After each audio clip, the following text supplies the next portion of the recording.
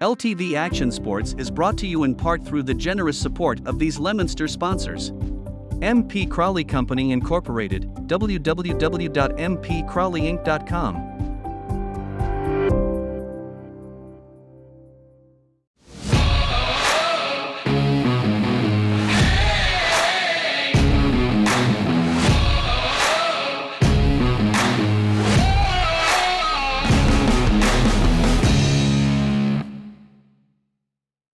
And that sound means it's time for our countdown to kickoff. We welcome you to Doyle Field in Leominster. A little delayed, but on the air nonetheless. Great to have you with us on a Friday night on RFM Audio. Week 6 high school football action here at Doyle Field tonight as Leominster brings their 4-1 overall record back to home field to host the Titans of Algonquin Regional, who bring a 1-4 overall record to the field here in Leominster tonight. Last 9 meetings between these two schools dating back to 2010. Leominster has an 8-1 advantage in the series, but Algonquin has the most recent series win last October the 15th, a 28-0 Algonquin victory over at Walsh Field in Northborough. That's the first win for Algonquin in 9 meetings, but also the last win in this series. Leominster's last win goes back to November the 15th of 2019, a 27-8 win for Leominster at Walsh Field in Northborough. So that's where the series lies, and these two teams have had very different years. Leominster's coming off their first loss of the season last week in Week 5 action at Peabody, a 42-0 win for a 42-20 win for Peabody in that action in Week 5 action. Leominster, meanwhile, prior to that, 4 straight victories to open the season, the first loss against Peabody last week. Meanwhile, Algonquin opened the season with a 20-0 win over Doherty at home, and then have fallen 4 straight times. On the road at Hopkinton, the notable one against Catholic Memorial at home, a 46-0 loss. Right here on RFM Audio at Shrewsbury, a 28-0 loss in Week 4 action on a Saturday night, and then a 22-9 loss against Shepherd Hill at home last Friday night. They bring that 1-4 overall record in, but had an opportunity to trade emails this week with Algonquin coach Mark Allen, provide some context to where this Titan team is at this point coming in to Week 6 action. We'll have that for you as we set the table. Todd Robbins, Bill Thomas, Kate Robbins in you. Our countdown to kickoff. 6:24 on a Friday night, 36 minutes to the top of the hour, and we've got Leominster and Algonquin for you here on RFM Audio. And with our partners at Leominster TV, will join us at 6:30 when we'll re-establish the broadcast, and then we will be right back around with you. Also with our partners in Delay, 95.1 FM, WLPZ and WLPZ.org, and Tucka56radio.com, TUCKA56radio.com, and Tucka56 Radio on Live 365. That's all the places to play. Todd Robbins with Bill Thomas. Kate Robbins is back at RFM HQ, and great to have you with us on a Friday night. Bill Thomas, first thoughts, Leominster and Algonquin tonight. Well, I guess right off the bat, you got to hope and think that Leominster's going to bounce back after a tough loss last week, a really strong Peabody team, and I think they exposed some problem areas for Leominster that I'm quite sure the coaches are working on this week, but I expect to see some changes maybe in the offensive philosophy and just a little more cohesiveness going forward. But if not for anything else, I think last week was a good learning experience for a relatively veteran Leominster team, but has some key freshman personnel that I think it was a good game for them. If you're going to stub your toe, get it over with now. Absolutely. And you know, you play out the season, right? You get the schedule, and you start looking down the line. And, of course, coaching staff and players can't work this way, but broadcasters, this is what we do. We sit here and schematic out how the season is going, right? And so, you know, being 4-0 through 4 weeks, probably better than I think a lot of people would have predicted for this Leominster team. Now you get to Peabody and you go, yeah, like it or not, you knew this was going to be an incredibly difficult team. Leominster certainly has demonstrated through the first 4 weeks to have more weapons than they have previously had.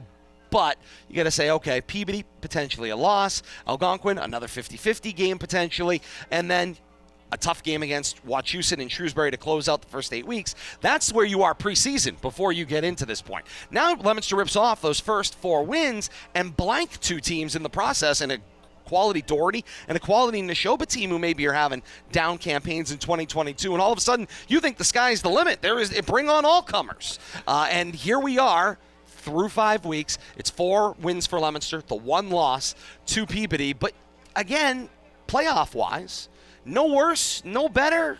They've played 5 weeks. They've won 4. They've lost 1. Bill Thomas, all in all, you got to take it through the first 5 weeks. Oh, for sure, Todd. And we kicked around all the possibilities. Like you said, you look at the schedule, you're like, all right, 50-50. Hopefully this is a win.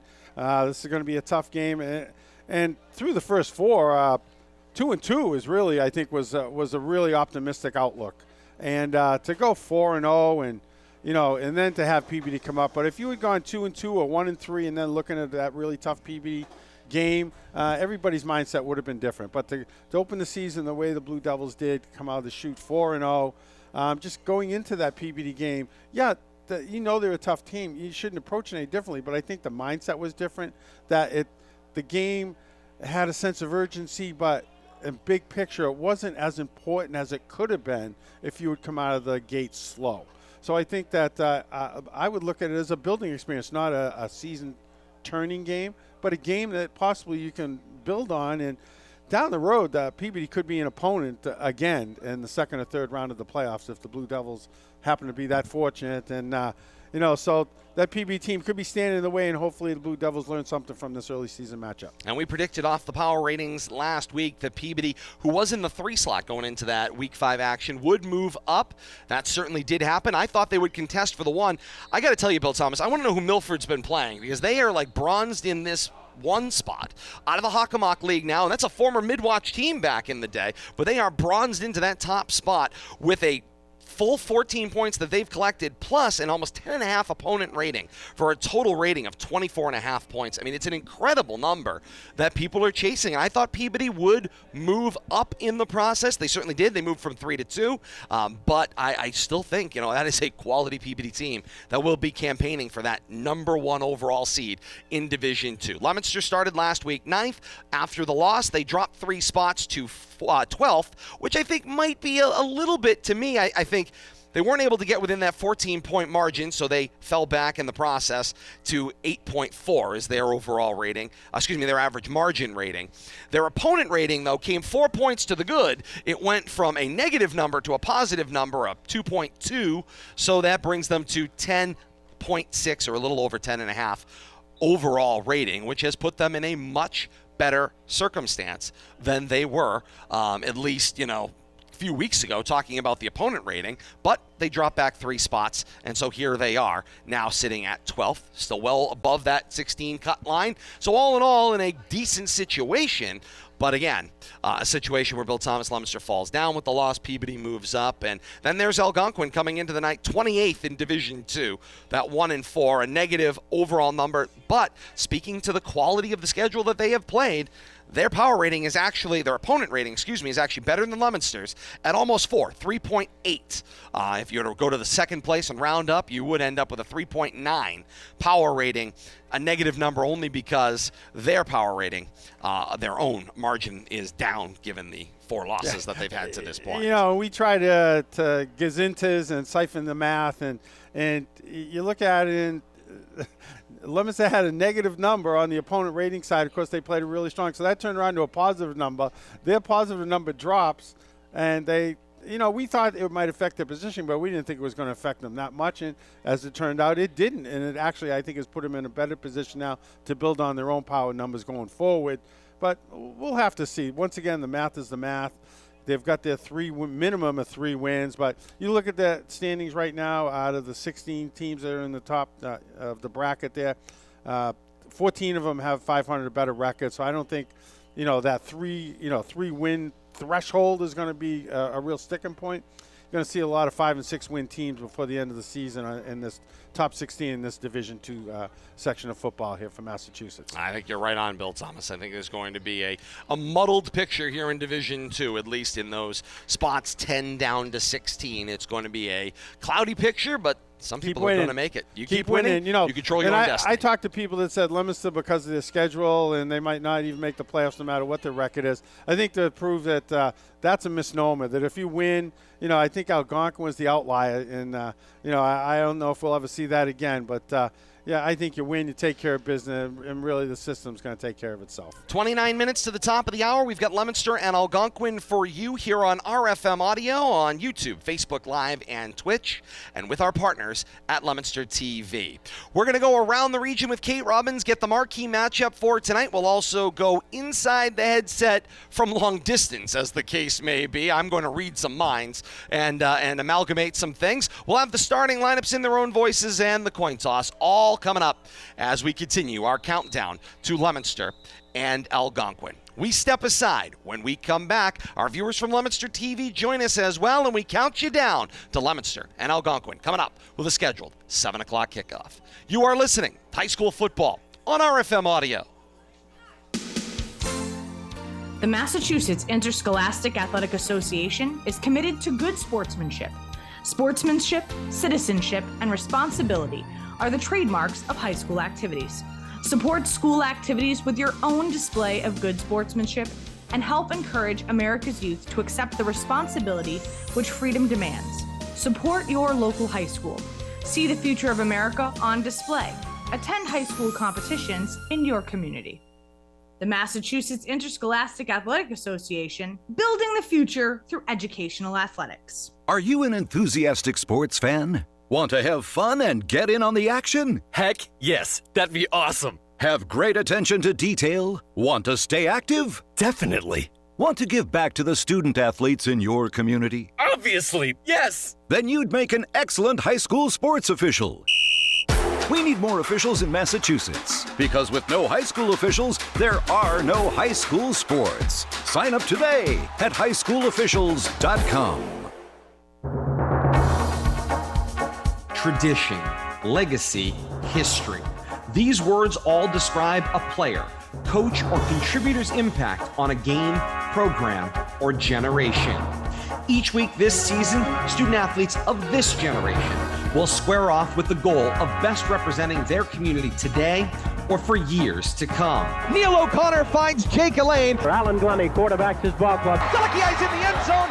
And calling signals, Dave Palazzi. John Ulecki. Warren Muir. LeQueer. Jack Rodequins. Bobby Mativier. Jason Toomley. Devin Gates. Quentin Tiggs. Cortez Ludden. Lee Geronimo. Stephanides. Sean Dupuis. McDonald. Graham. Quentin Perkins. Geraldo Rivera. Gray makes the catch in the end zone for the touchdown. Who will have their name weaved among the tapestry of legends? Who can add their name among the football greatest in Central Massachusetts? You'll find out right here on RFM, continuing a legacy and tradition of audio excellence established by generations of great play-by-play teams gone before. Yours truly, Tom Connery, Dave Spence, and Warren Muir. This is Joe White. With me this morning is Dickey and Ron Lamont. Ed Coleman along with Joe DeCarolis and Mark Landon. This is Dave Clark along with Mike Flynn. I'm Dave Spence along with my partner Luke Connery. Todd Robbins alongside Ben Parker. Todd Robbins, Bill Thomas, Kate Robbins, and you. Great to have you along with us. Stories told through the words spun by legends. The stories continue to be described by the award-winning team of today. It's time for high school football with the award-winning team of Todd Robbins, Bill Thomas, and Kate Robbins.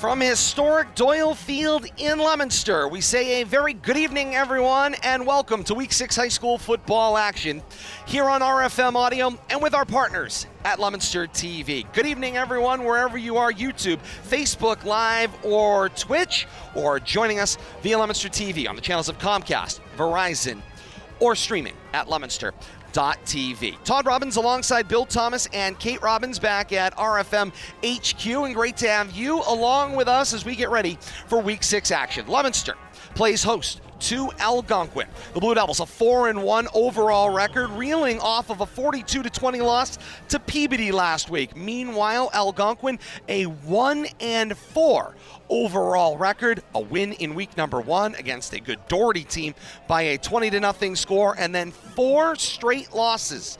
And an Algonquin team that is struggling with injuries. We'll have all that information for you and set the table as we work our way closer and closer to kickoff. Bill Thomas, certainly far more injuries on the Algonquin side of the slate than we knew when we saw Algonquin when they played Shrewsbury back in week 4 on a Saturday night. Yeah, we knew they were struggling against Shrewsbury a couple of weeks ago, and they came out of that game worse off than they went in. We saw them lose their second-string quarterback early on, and then some other key injuries in that game. I believe they had a running back go down and also a couple of key defensive players. So they've really been struggling with second and third level players from where they started the season at, but they continue to battle, and the coach said they're going to continue to fight on the field and put their best foot forward and battle through these injuries, and they're not giving up by no means. And they're continuing to grow each and every week. We'll have some particulars for you as we go inside the headset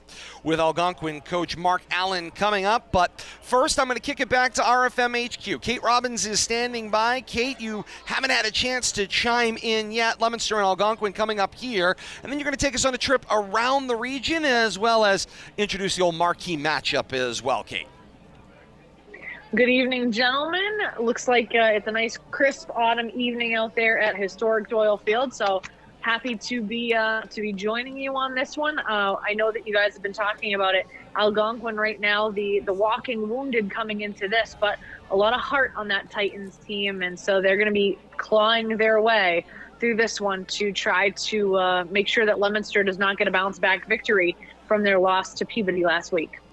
No question about that, Kate, and that is going to be the question. You know, can Leominster overcome this loss? Certainly evidence through the first 4 weeks says absolutely. And meanwhile, for Algonquin, can they find that thing? What is going to be that thing that disrupts what Leominster wants to do? Peabody certainly found it with a combination of things we'll talk about in our marquee matchup, but at the end of the day, if Peabody can find, if Algonquin can find what Peabody did and disrupt what Leominster wants to do, it could very quickly become anybody's football game. We'll see what direction things go. But, Kate, it is a busy Friday night and on into a busy high school football weekend. Take us on a trip around the region tonight.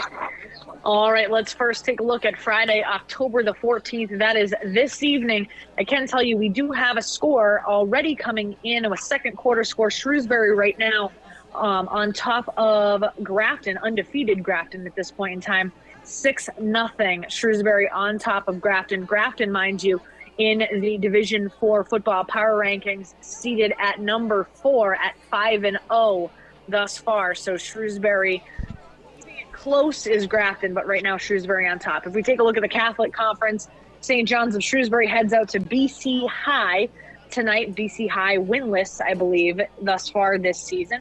In the Colonial League, Quabog takes on Abbey Kelly. Worcester Tech heads to Auburn.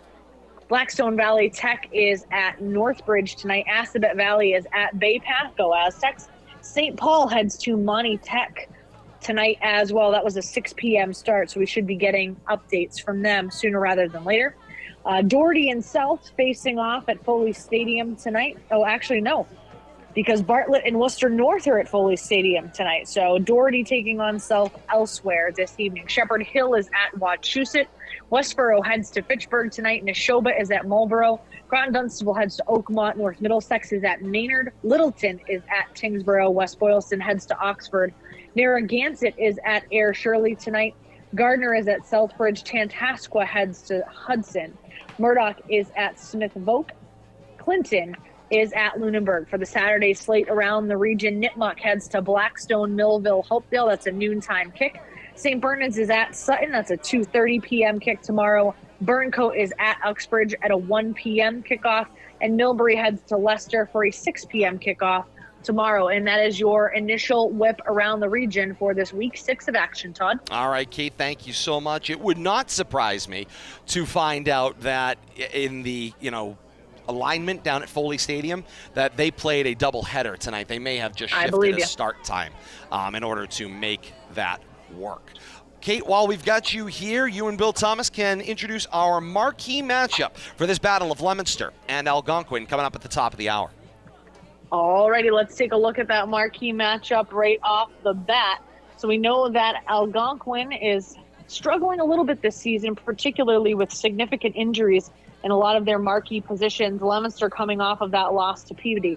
So the marquee matchup tonight is as follows. Leominster's quarterback Osiris Lopez has picked apart secondaries with a talented receiver core. However, Shepherd Hill and Peabody both proved that with the right combination of pass coverage and pressure up front, a voracious defense can force Lopez to throw into coverage and create turnover opportunities. Can he maintain his discipline as a freshman and in turn the torrid pace of Leominster's offense? How does he handle the pressure and placement of throws? That will be key. Forcing passes could create opportunities that Algonquin needs. Bill Thomas, turnovers have become a bugaboo for this Leominster offense in the last few weeks. Yeah, Kate, you're spot on with that. The turnovers have become a problem, but never more so than last week. And I think a lot of it led to that direct pressure that the PBD front four, front five, bringing extra pressure. We're putting on Osiris Lopez. And once they got him out of the pocket and scrambled a little bit, I think they exposed him to his inexperience under that kind of pressure and got him throwing up some costly balls under the run.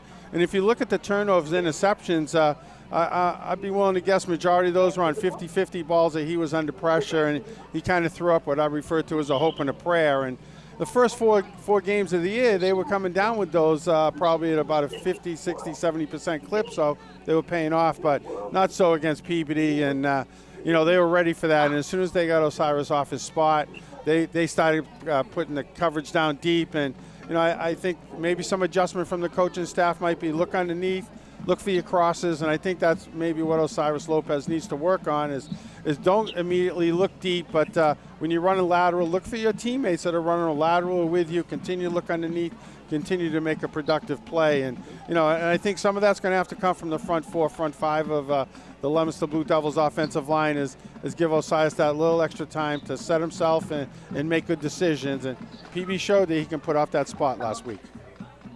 And you're absolutely right about that, Bill Thomas. It's going to be incumbent upon Osiris Lopez and the rest of Leominster's offense to continue to make strides. I mean, he came out and he was electric, and the entire offense has been electric all season long. But they have proven that they are human here as the season continues. And as you get into the teeth of their schedule, particularly when they go up against Shrewsbury and then they go up against Wachusett, that could prove to be costly for them. So they're going to need to clean that up as they move forward. So I assume that Todd is still with us. I doubt that he was able to make it down to the field. So Billy, am I throwing this back to Todd? Indeed you are. Thank you so much, Kate. Yes, unfortunately, warm-ups ended long before we solved those technical incidents. So. I thought they might have. Can you help us out with one thing? We got some blinking lights across the field on the broadcast, and it looks like either an alien invasion behind Dick Tucker's press box or that there's a video board. What's going on over there across the field? It is a local Leominster PD police cruiser that has its lights on sort of in one of those like construction site patterns, just kind of warning that they're there. It's mostly solid with the occasional flicker. I was worried about Dick Tucker. I'm not going to lie to you. I see him right behind him, and I'm like, they're going to steal him away. He's done 44 years, and he's going to get abducted on the opposite sideline. The interesting part is that looking across the field, I can see no evidence of anybody there. There is a significant detail around. If only there was a former police captain around that could tell us why there was a police car nearby. You just never know who might be around that could get you this information. But as the turn may be, for whatever reason, it's a police cruiser on a detail over on the far side, Kate. All right. Well, if you find any retired police captains, just lying around anywhere, feel free to let him give you the answer to that. I certainly will, as the case may be. Thank you, Kate. We'll check in with you as we get closer to kickoff. Stand by back in Studio P at RFM HQ. That's Kate Robbins, Todd Robbins, Bill Thomas, and Kate Robbins along with you here on Leominster TV and RFM Audio. Great to have you along with us. As Kate alluded to, we had some technical difficulties that kept me up here on press row. Bill Thomas wasn't able to go down, speak to Leominster High School head coach Devin Gates, but of course we had a great great addition of the Coach's Corner this week to set things up. So we're going to go inside the headset, but we're going to do it via email. Got a great email here from Algonquin head coach Mark Allen. Want to share his thoughts. So here as we go inside the headset, this is Algonquin regional coach Mark Allen. Had a conversation with him back and forth via email. First about injuries, because clearly, and I had said this on the broadcast when we had Algonquin and Shrewsbury a couple of weeks back in week 4 action, that something just wasn't the same in the Algonquin team that was at Adams Memorial Field at Shrewsbury High School and the team that I saw on game film prior to that. I'm like, there's just something that's not right about this in the grand scheme of things. So here are our answers. So Coach Allen says of his injuries, he says that his team has, quote, definitely been impacted by numerous injuries across the board, starting with Paul Ramos, who suffered a pretty bad injury in week 2 with a dislocated knee that is season-ending and possibly career-ending for running back Paul Ramos. Some things transcend football, and seeing the way that our team has rallied around Paul in support of him, but also for each other, has been extremely impressive to see, says Coach Allen. In the same game in week 2, this was against Hopkinton, they lost their starting quarterback in Brendan Pemberton to a broken collarbone that has also impacted the team going forward. Pemberton brought a third dimension to our offense that we are continuing to work toward with different personnel. Senior Matt Uzar, who we saw as the starting quarterback against Shrewsbury, was a running back moved to quarterback to take over those duties, but suffered a season-ending injury during the Week 4 matchup with Shrewsbury. Sophomore Will Mahoney stepped into quarterback that night. He will continue. Owen Ellsworth, the running back, will split snaps with Mahoney as another running back in the quarterback position, who have stepped up over the last couple of weeks to share the quarterback duties. Coach Allen says of Mahoney and Ellsworth, they are very impressed with how they have handled themselves, but in terms of managing a game, but also in how they've prepared and performed given the circumstances. And Coach goes on to say, we have a lot of running backs who have stepped up and shared the workload, with Ramos being out. Senior Patrick Hanlon, senior Dylan Terra, and sophomore Owen Ellsworth are sharing the load at running back. Sophomores Kelvin Crisso and Alex Frive will work into that rotation. According to Coach Allen, they have a total of 8 season-ending injuries that are impacting the Titans on that side of the field. And Bill Thomas, before I go further, your thoughts on what Coach Allen kind of provides for context for his team through the first 5 weeks. Well, he's definitely shown some, the struggles that they've had on the field and keeping people healthy. And injuries is something you can't predict. And when you talk about having to move your running back to quarterback and then having to move somebody else into that position and continue to backfill, you don't have your key personnel where you had them penciled in, your depth chart to start the season. Now you're mixing and matching, and you're just trying to cover the squares basically right now. But his team's doing a great job. But, when I think what's going to end up happening is that they've become predictable. When you're down to your third string quarterback, I imagine one of the first things you're going to lose is your passing game. So, we're going to have to see how that works out, if that's something that the Blue Devils defense can key on, if Algonquin's going to be a purely 3 yards in a cloud of dust tonight because, of the quarterback situation, sophomore quarterback, young quarterback, splitting the duties with a running back. We might see some wildcat, direct snaps tonight. Nonetheless, we're going to see a fight put up by Algonquin. We know that. They fought to the last whistle against Shrewsbury, even though they were greatly undermanned during that game and having to mix and match the chess pieces. They've had a couple of weeks to work on filling the holes with their injuries and getting some reps with the players in their new positions, getting them familiar with new positions. Just because you might be a great running back doesn't mean it's going to make you a great quarterback. Different mindset. Absolutely. And you can't just step in and fill these roles. You're looking around. Now you're thinking about, different goals about what your role is. So, even at the pro level, these type players are not plug and play. And the challenge that Coach Allen has had has been great, but I think he's doing as great of a job handling, keeping his kids engaged, and for nothing else, they're not lacking enthusiasm. And they'll come to play tonight for sure. And Leominster better be ready, because they might surprise them with a play or two that Leominster might not have seen coming tonight. And this is a tough Algonquin team that was expected to be a playoff entity in 2022 who is battling their way through the season. Coach Allen went on to say, as we continue inside the headset, that For Week 5 against Shepherd Hill, it came down to one or two big plays that Shepherd Hill made instead of Algonquin in this case. He said it was a close physical game, and he is proud of the way his team competed throughout and never quit. Going forward, and this is going to sound awfully familiar because I made a comment to the very same effect on the Coach's Corner this week when I was talking to Coach Devin Gates, and he actually said that he thought it was a really great comparison. I said that, this Algonquin team is like a wounded animal backed into a corner and just waiting for somebody to come too close and to lash out. Coach Allen said in an email, going forward, our team is like an animal backed into a corner. Similar sounding language there. I don't know who wrote it for him. Well, it's Coach Think and Coach Speak because, when you're 4-1 and the other team's 1-4, they got a little bit of animalistic tendencies. They're trying to fight their way out of that dead end cave or that corner. So totally understandable from both sides. And Coach Allen says the only way out of this corner is to fight. And that is their plan. He doesn't think that his overall record, that the Algonquin 1-4 record, is indicative of how good a team we are and can be. Even with the number of injuries that have added up, we are a dangerous team when we piece it all together. He knows Leominster is going to be another tough game. He has a lot of respect for Coach Gates and says he does a great job with the program, and we're going to have to play extremely well, that is Algonquin, to beat Leominster tonight. And then he says the environment at Doyle Field, as always, will be extremely difficult to play in, but also a great experience at the same time, with it being one of the premier facilities in our area, if not our state. This is Coach Mark Allen of Algonquin. I will add and conclude our Inside the Headset with the following. Here were Coach Allen's keys to an Algonquin victory tonight.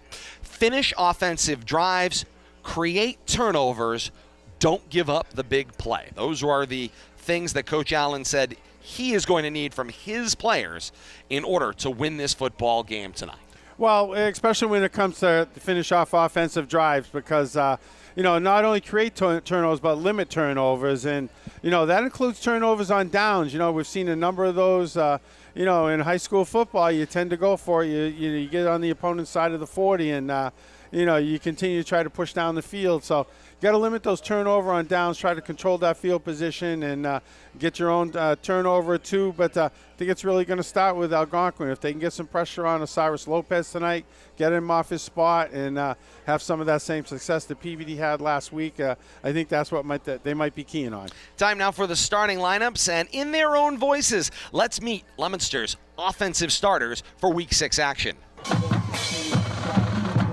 Cyrus Lopez, number 9, freshman, quarterback. Braden Martin, number 46, junior, running back. Rick Encarnacion, 0, senior, receiver. Brian Aguilar, number 1, senior, wide receiver. Caden Drinkwater, number 8, freshman, wide receiver. Joshua Cormier, 44, senior, H-back. Logan Arcee, number 54, senior, left tackle. Delmar Wright, number 52, senior, offensive line. John Scobby, 56, senior, center, captain. Corin Sullivan, number 73, senior, offensive guard. Tony Kendall, number 69, junior, offensive tackle.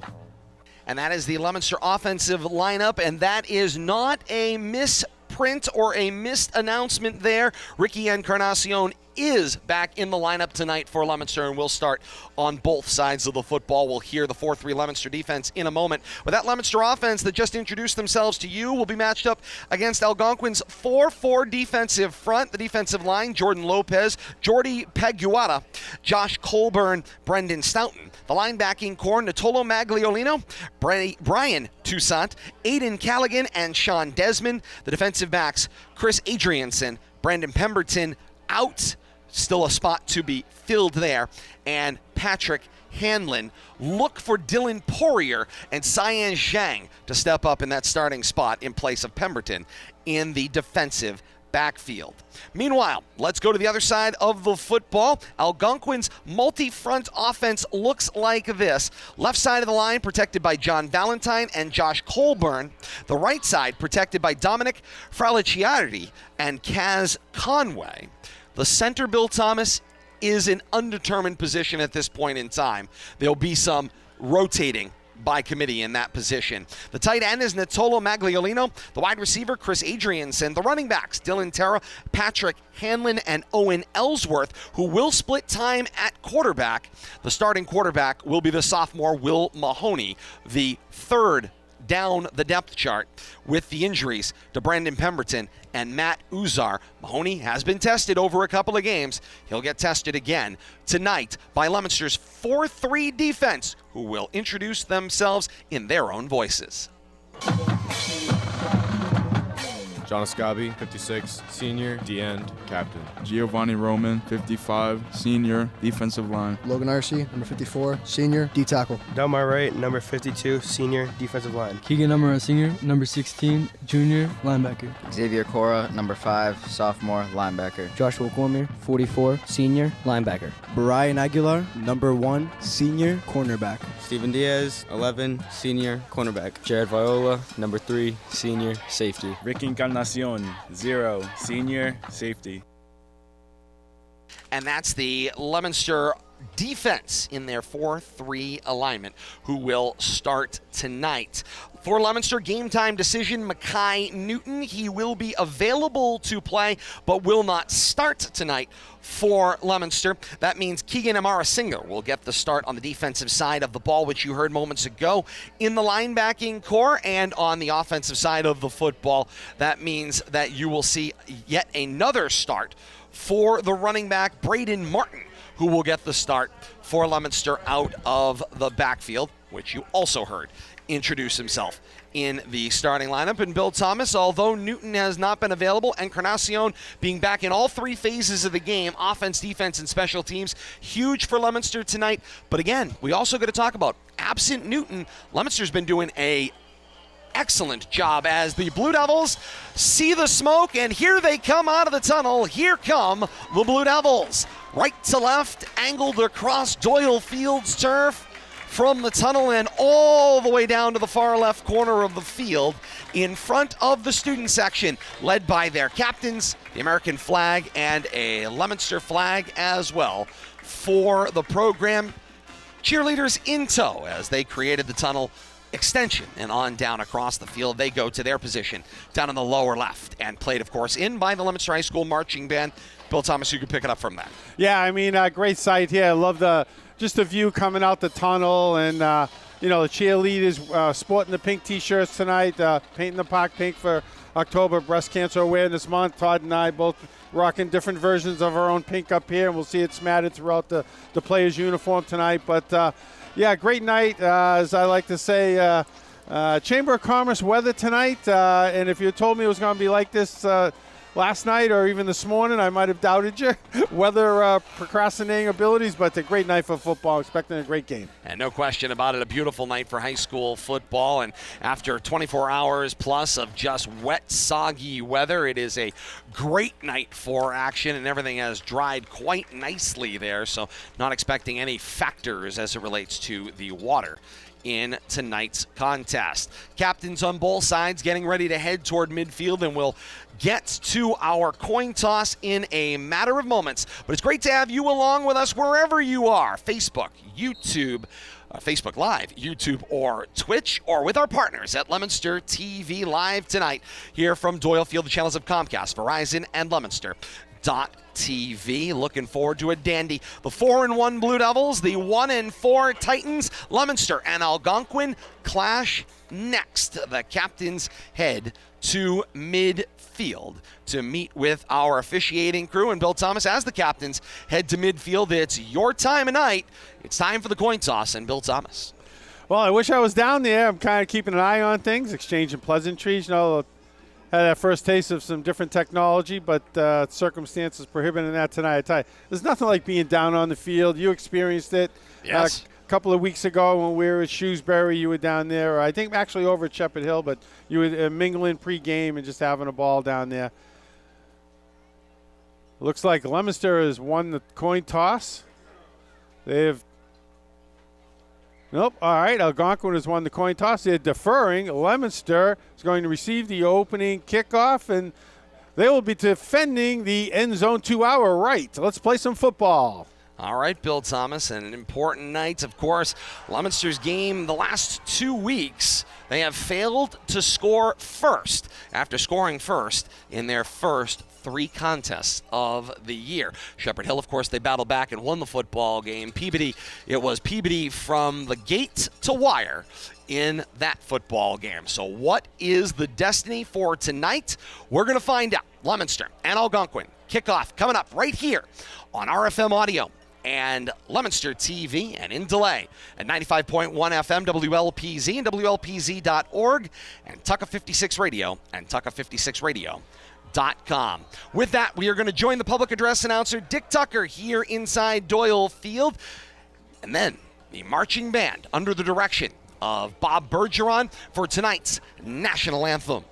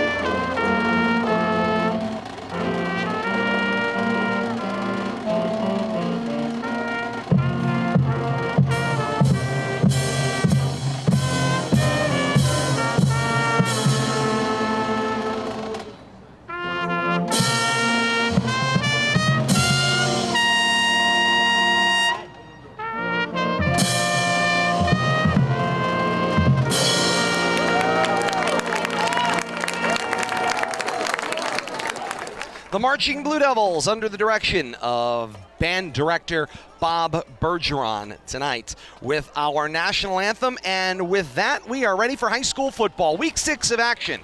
Leominster and Algonquin for you here at Doyle Field tonight. And Bill Thomas, as the teams get ready to send their special team units onto the field, we are getting closer and closer to the play-by-play. And you are listening to Leominster High School Football from RFM Audio on YouTube, Facebook Live, and Twitch. It's time for our signature play-by-play. Now, with the call of the game, the voice of the Blue Devils, Todd Robbins. All right, Bill Thomas, thank you so very much. And away we get ready to go. Ball gets set to be placed down on the T40-yard line at our left, as Algonquin will be kicking from left to right, or Morton Street to upper field, for those of you familiar with the Doyle Field alignment.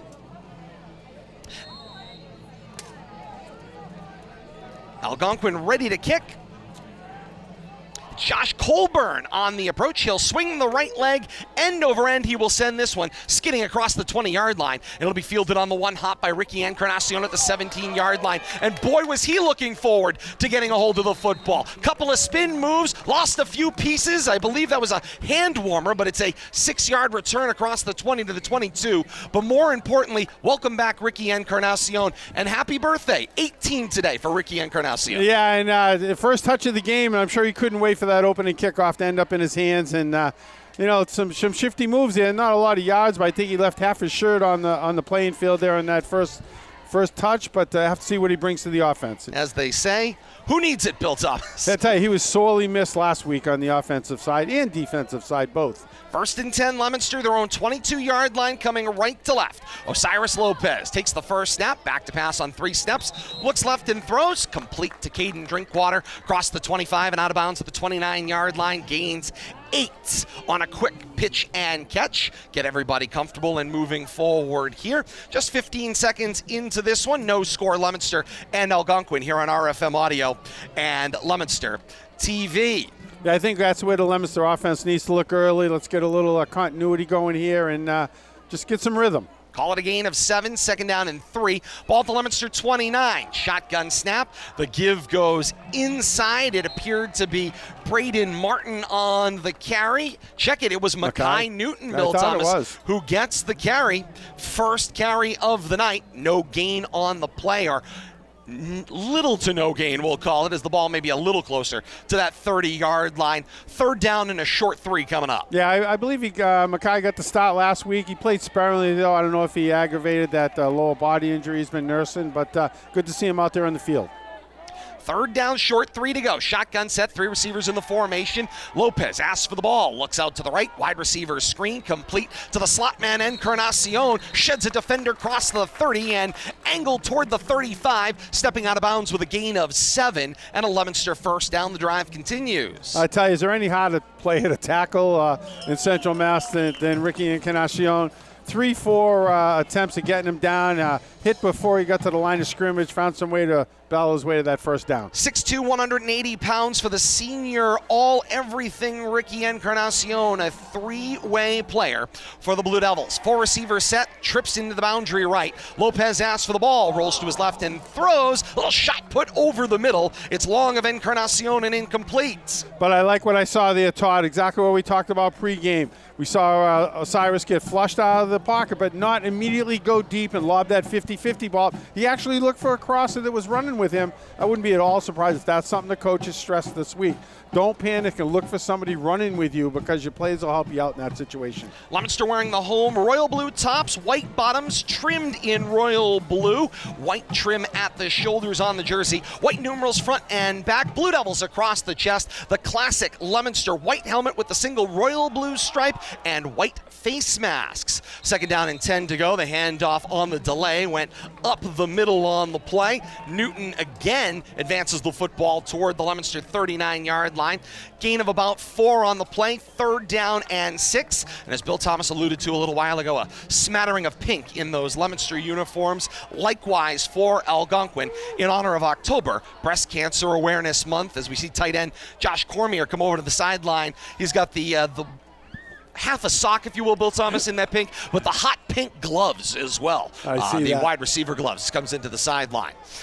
3rd down and a long 6 to go. Shotgun set, trips to the left. Lopez back to pass, tries to step up in the pocket. He's riffing now. He's in the grasp. He will wing this one long, looking for Drinkwater. And Drinkwater, Bill Thomas, did a great job to track that one in the air, get in the neighborhood to make it an incomplete pass. And that was the key right there. Nobody in the neighborhood when that ball went up by Drinkwater. Good job trying to track that down, avoid that flag for grounding, and cost him another 5 yards here. But it looks like punt team's coming out, and Blue Devils had a chance to try to get on the board first. Algonquin gets them off the field. Have to see what they can do if they can hold on to possession after this punt.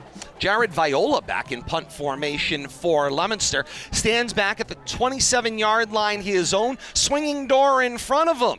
Gunners will move out. The snap. Viola gets it clean. Punt is away. It is a high wobbler. Angling from right to left. It will hit at the 37-yard line and check up right around the Titan 36. Got a lot of height there, Bill Thomas, but not much else. Yeah, about 27, 28 yards net out of that. Not too bad at the high school level. No return, which is important. Check of the time, temperature, and game time forecast. Coming up as Algonquin comes out. 1st down and 10, their own 36-yard line at left hash, coming left to right. Ellsworth gets the start at quarterback officially. He'll take the direct snap, and he will race the ball out to the left edge. Cross the 35-yard line and angled out of bounds at the 36, maybe the 37. Gain of about a yard. It will be 2nd down and 9. Will Mahoney, you would say, Bill Thomas, is a more prototypical pocket passer. Got a little bit of movement, working on the arm strength as a sophomore. Ellsworth is more of a busting fullback, but he is going to be a wildcat play-busting quarterback tonight. Yeah, I think whenever you see him back there, you pretty much got to guess whether he's going to go left or right. But we'll have to see if they utilize his arm, but mostly running, I think, when he's back there. 2nd and 9 from their own 37. Ellsworth, the shotgun snap, handoff to the first man at the hole, snuffed out by the Blue Devil defense at the A gap with nowhere to go. Down quickly there was Dylan Terra, who got swallowed up on the play. Yeah, not much there, Todd. I think actually lost a yard out of that exchange. He lost what was gained, +1. +1, 3rd and 11, back across the 35 at the Algonquin 34. Nice job swarming Blue Devils defense there, but you can pretty much play run here. Until you get burned over the top, I think you got to concentrate on the run and just dare him to throw the ball. And we'll have to see if Algonquin accepts that challenge. Will Mahoney now into that quarterback spot. 4 receiver set, 3 to the right. Rolls out, throws, tipped by Cormier out of the linebacking core and couldn't come down with it. It will fall harmlessly incomplete for the Titans and bring up a 4th down and long. Josh Cormier there just couldn't tip it to himself as he was falling to the ground. Had his eyes on it, one hand, just couldn't corral it. But Great job right there getting in that passing lane, bringing up 4th down and punt situation for Algonquin. Alex Klein stands back at his own 21-yard line awaiting the long snap. Gets a good one head high, puts a beautiful form right kick into it. It will hop at the 38-yard line of Leominster's and release across the 30, still rolling at the 25, and is touched dead at the 23-yard line, and that's where Leominster will set up shop. 1st down and 10, their own 23-yard line coming right to left, and so the teams exchange possessions going nowhere. 8:07 to play here in the first quarter of a scoreless Leominster Algonquin football game. Check of the time and temperature, 58 degrees on a Friday night. Actually, they say feels like 60. We're heading to our low of 44 on a clear, cool fall night here on this Friday night, October the 14th. It is 7:11. Tell you, great night for football. I'm sure the kids are enjoying it on the field. Nice job flipping the field position there. Algonquin gaining about 20 yards in that exchange of punts. Nice 45 net yards on that punt. Encarnacion, the motion man in this shotgun snap. Leominster wants a possession or a penalty for an offside against Algonquin. They're not going to get it. It's going to be an illegal procedure call against Leominster. Penalize them 5 yards. Mark the ball back across their 20 to the 19, and it's 1st and 15. A little over anxious right there on both sides of the ball. Leominster getting flagged for it. And Leominster has run this play before, Bill Thomas, with Encarnacion coming in motion, but almost kind of like, he kind of makes a little horseshoe maneuver and then back to the line. Almost arena football-esque. 4 receivers spread evenly. Here comes Encarnacion in motion, and handoff to the motion man. Encarnacion races out on the end around. He gets into open space, turns the corner at the 35, now the 40. He's got midfield. Goodbye, Ricky Encarnacion. 76 yards for a birthday 6. 7:51 to play here in the first quarter, and it's 6-0 Leominster. Make that 81 yards, Todd. He was on the 19. I didn't calculate extra for that 5-yard penalty, but 81 yards. Oh, my God. Welcome back to Leominster's offense, Ricky Encarnacion. Well, you said last week, Bill Thomas, taking him out of the available lineup took about 10 touchdowns off the board to that point. The 2.5 average a game, then that's big, and that's basically what Leominster lost by last week. Not that he would have made them all up, but he was a big missing piece last week for sure. Brian Aguilar holds for Dan Thompson. Good hold, but maybe a deflection as that one does not make it above the line, and it is low and wide left.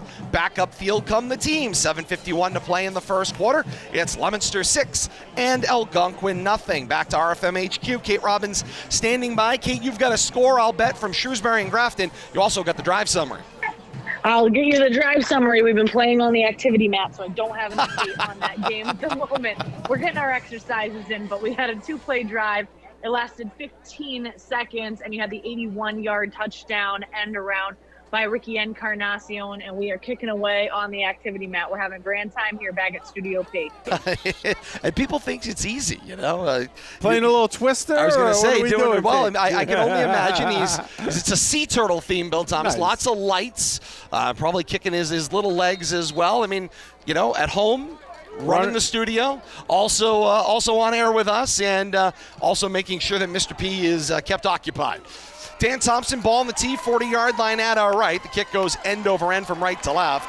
Pink flag is out on the return, but here comes that return. Downfield with a full head of steam, midfield and more.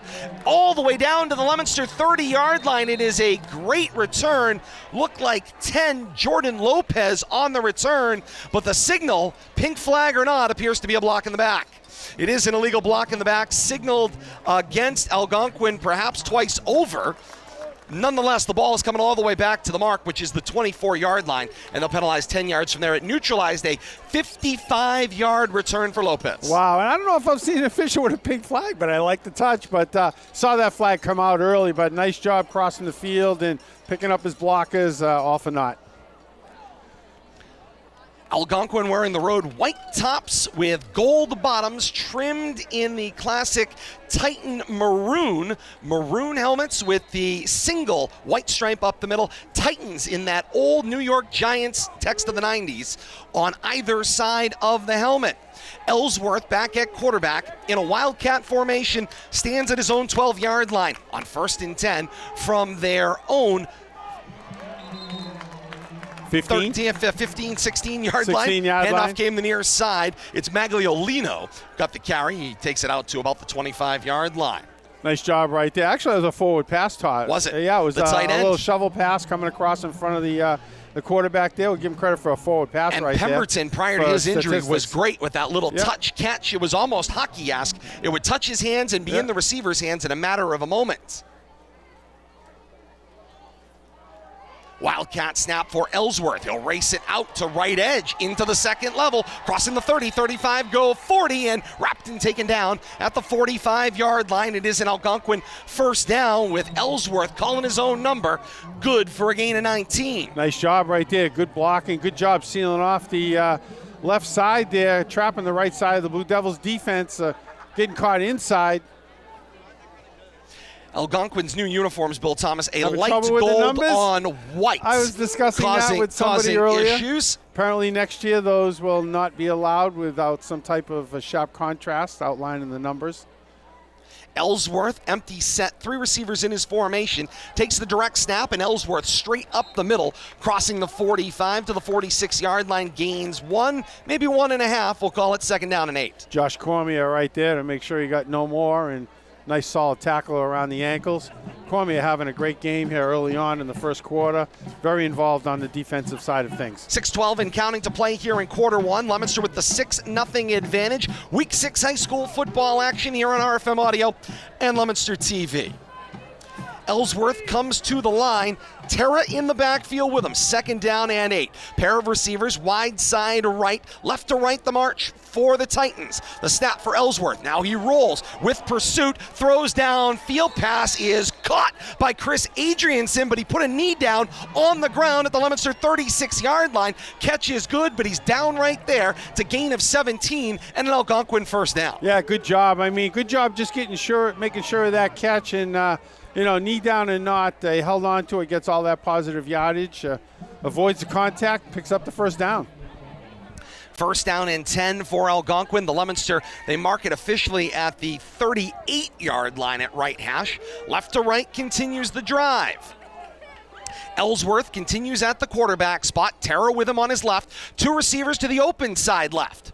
The shotgun snap. Ellsworth swings the screen complete to Terra. Terra leaps one of his own blockers right into the grasp of a Leominster defender, and down he goes. Josh Cormier happened to be that Leominster defender. I think he jumped right into his arms, and Cormier said no more. Pick up a less than 1 right there. Nice job. Cormier playing middle linebacker and doing a good job working his way down the line of scrimmage, meeting that runner right when he tried to turn the corner, but nothing there. Called his name twice, Bill Thomas, once in pass coverage and now once in run support. Yeah. And he made a nice tackle on that prior play too, so he's definitely come to play tonight. He's a middle linebacker's got a lot of responsibility. 2nd and a long 9 from the Leominster 37 at left hash. Ellsworth the direct snap. Takes it off the left of the formation, crosses the 35 and down at the 34-yard line. Gains about 4. 3rd down and about 5 to go. Big 3rd down right here for Algonquin. One of the keys of the game, Coach Allen talked about finishing off offensive drives deep into Leominster territory here, and I have to see if they can't keep it going. might as well reach for that low-hanging fruit right now. That I'm guessing this is 4-down territory for the Titans. They need the Leominster 28-yard line for a first down. If you're thinking for downs, half it here, get the other half on 4th, and you're in business. Ellsworth in the shotgun set on 3rd down and 6. Take the snap, option pitch, flips it out into the hands of Terra. Leominster defense there, and it is no gain on the play as that door closed as fast as it opened. And Cormier gets up from the bottom of that pile too. Good job there, working his way to the left side. Keeping an eye on the ball carrier there, following that pitch. And tell you, Leominster's bringing heat. They're bringing outside linebackers. No matter what the play looks like, they're definitely trying to pressure the quarterback, turning everything inside, but got to be careful. You don't get burned on a quick hitter right there. When you start bringing those second-level defenders right at that immediate point of attack, you start losing your own areas, and you get beat by that initial attack, and you'll be looking at a backside going down the field. 4-down territory for the Titans. 4th down and a long 6. Shotgun snap for Ellsworth. He got it, but only for a moment. Fumbled it to the ground and can only fall forward on it. Turnover on downs. The ball back to Leominster. Call that a loss of 3 on a ill-advised running play, but nonetheless, turnover on downs, and exactly what Coach talked about. Finish off these offensive plays, but good job by the Leominster defense. Get Algonquin off the field, get the ball back. See if they can't get another score here as the first quarter winds down. Clock stops on the change of possession. 3:04 to play in the first quarter. 6-0.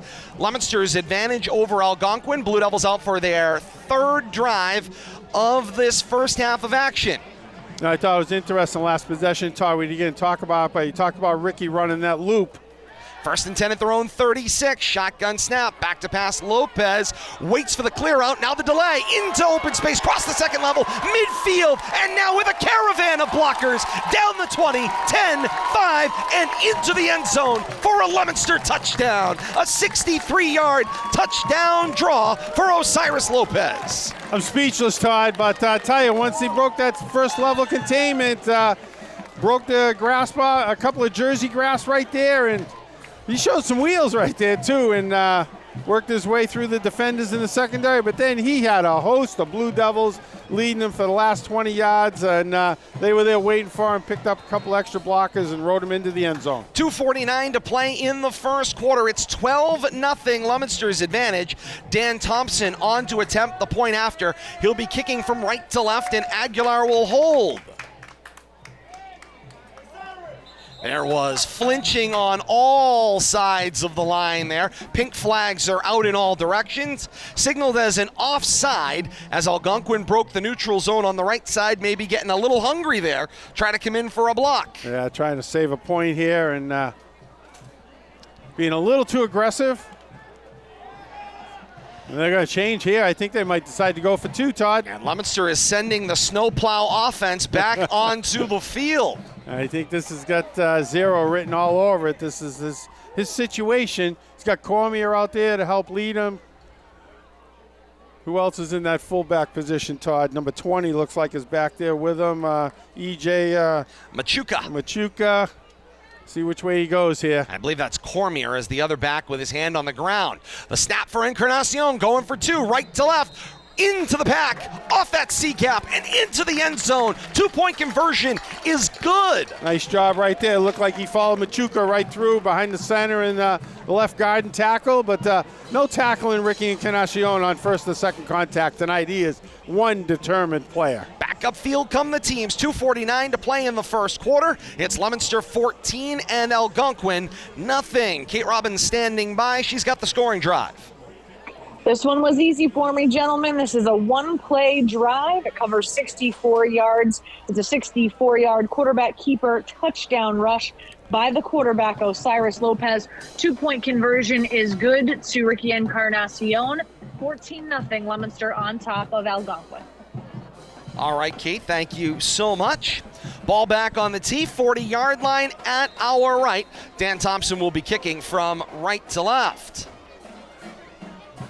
Well, we saw that quick strike offense that the Blue Devils have. They did it on the ground. Thompson on the approach, swings the right leg, end over end with a nice right to left angle. It will be returned from the Algonquin 11-yard line with a head of steam up toward the 20, across the 20 to the 25, and it's Lopez again on the return for Algonquin. A 13-yard return and gives Algonquin manageable field position, 1st and 10 at their own 25-yard line, middle of the field. Algonquin got to find a way to put a drive together here. 2 scores in the first quarter, and 3 yards in a cloud of dust is not making it. A little different offensive philosophy here for Algonquin. Mahoney up under center, the snap, and the handoff this time went to Ellsworth. He crosses the 25 to the 26-yard line. Gains maybe 1, 2nd down and 9. More importantly, Algonquin has picked up the pace, Bill Thomas, on this. Quick. Straight line backfield behind Mahoney under center. Mahoney the snap. Give it to Terra. Terra across the 25. Maybe toward the 26-yard line. No gain. 3rd down and 9 quickly here. Say hello, Josh Cormier, once again in on the tackle. But no rest here, and Algonquin was in a real hurry. Great hustle by Tony Kendall to get off the field so Leominster could make a quick substitution. Meanwhile, Coach Allen sends in a play. Mahoney checks the Rolex. He's under center. The snap. Play action fake, rolls out to his right, buys some time, flips down the numbers right, leaping, interception made by who else? Ricky Encarnacion. The return from right to left across the 45, the 40, and spun down at the 36-yard line. It's a 10-yard interception return for Ricky Encarnacion, who now has a touchdown, a 2-point conversion, and an interception, all on his 18th birthday. And I think when he saw that ball get lofted up in the air, I think his eyes lit up. He was the tallest person in the general vicinity where he knew that ball was going to come down. He timed his leap perfectly and just out-jumped everybody that had a chance, came down with 2 hands on the ball and got some positive yardage out of the other side of it. 6'2" feels very, very tall in that circumstance. Ricky Encarnacion making his presence felt here early on in the first quarter of this game. Welcome back, Ricky. 1st and 10, Leominster, 37-yard line at left hash of the Titans. Shotgun set, 4 receivers evenly split. Lopez back to pass, dances back and forth in the pocket. Now he's going to tuck the ball and roll it out to the right. He will take it across from right to left, the 35, reach toward the 30, steps out of bounds about the 32-yard line. Gains 4, maybe 5 on the play. It'll be 2nd down and 5, and Bill Thomas is another case where Lopez took what the defense gave him. Exactly right. And I thought he was going to let that ball fly. Ricky was waving his hand down there, not really clear, but those are the situations the Blue Devils have gotten burned when, Lopez just lofts one up there when he shouldn't, instead of taking what's presented to him and moving on, getting a 2nd and 3rd down with manageable yardage. And those have been turned into turnovers, but not tonight. 2nd and 5 from the Algonquin 36 at right hash. Shotgun snap, give it to Newton. There was a clear out off the right. Nice block. Kendall created the space at the initial point of attack. Cross the 30 to the 28-yard line. Gains 3. 3rd down and 2. Yeah, good job right there, though. But this is how you get, the ball down the field, burn a little clock. You can't just loft the ball up for a big play every chance you get your hands on it. But this is, I think, some maturity shown in the Blue Devils offenses. They're not just a big play, but see if they can't grind out some first downs. Final minute here of quarter number 1. Leominster with a 14-0 lead. Drive moving from right to left. 3rd down and a yard to go from the Algonquin 28-yard line at right hash. A snap for Lopez out of the shotgun. Give it to Newton. Newton gets a couple of blocks and slides his way into a hole toward the 25-yard line. And that is enough for a Leominster 1st down on a gain of 3. Nice job. Slow development play right there by Newton, doing a good job of picking his way through that right side of his line, deciding which block was going to prevail right there. It didn't need very many yards. I think he needed 2, got 3, moved the chains, and keep that clock moving. Probably be the last play of the first quarter here, Todd. There was 45 seconds on the play clock when they spotted the ball, Bill Thomas, so they're going to have to snap it once here with a 40-second play clock. 1st down and 10 to go at the 25-yard line of Algonquin. Play action fake to Newton. Slant coming from the left. Complete. Lopez to Drinkwater. Spins off a defender. Across the 15, across the 10, and down at the 9. Clock stops with 9 seconds left here in the first quarter, and a 1st down and goal to go for Leominster. But Coach Devin Gates calls the team back upfield. That gain of 17 will be the period that ends the first period. Triple zeros on the board through one quarter. It's Leominster 14 and Algonquin nothing. Teams change ends, second quarter coming up, but first we send it back to HQ. Kate Robbins standing by. She's got your first quarter stats and scores from around the region. Kate.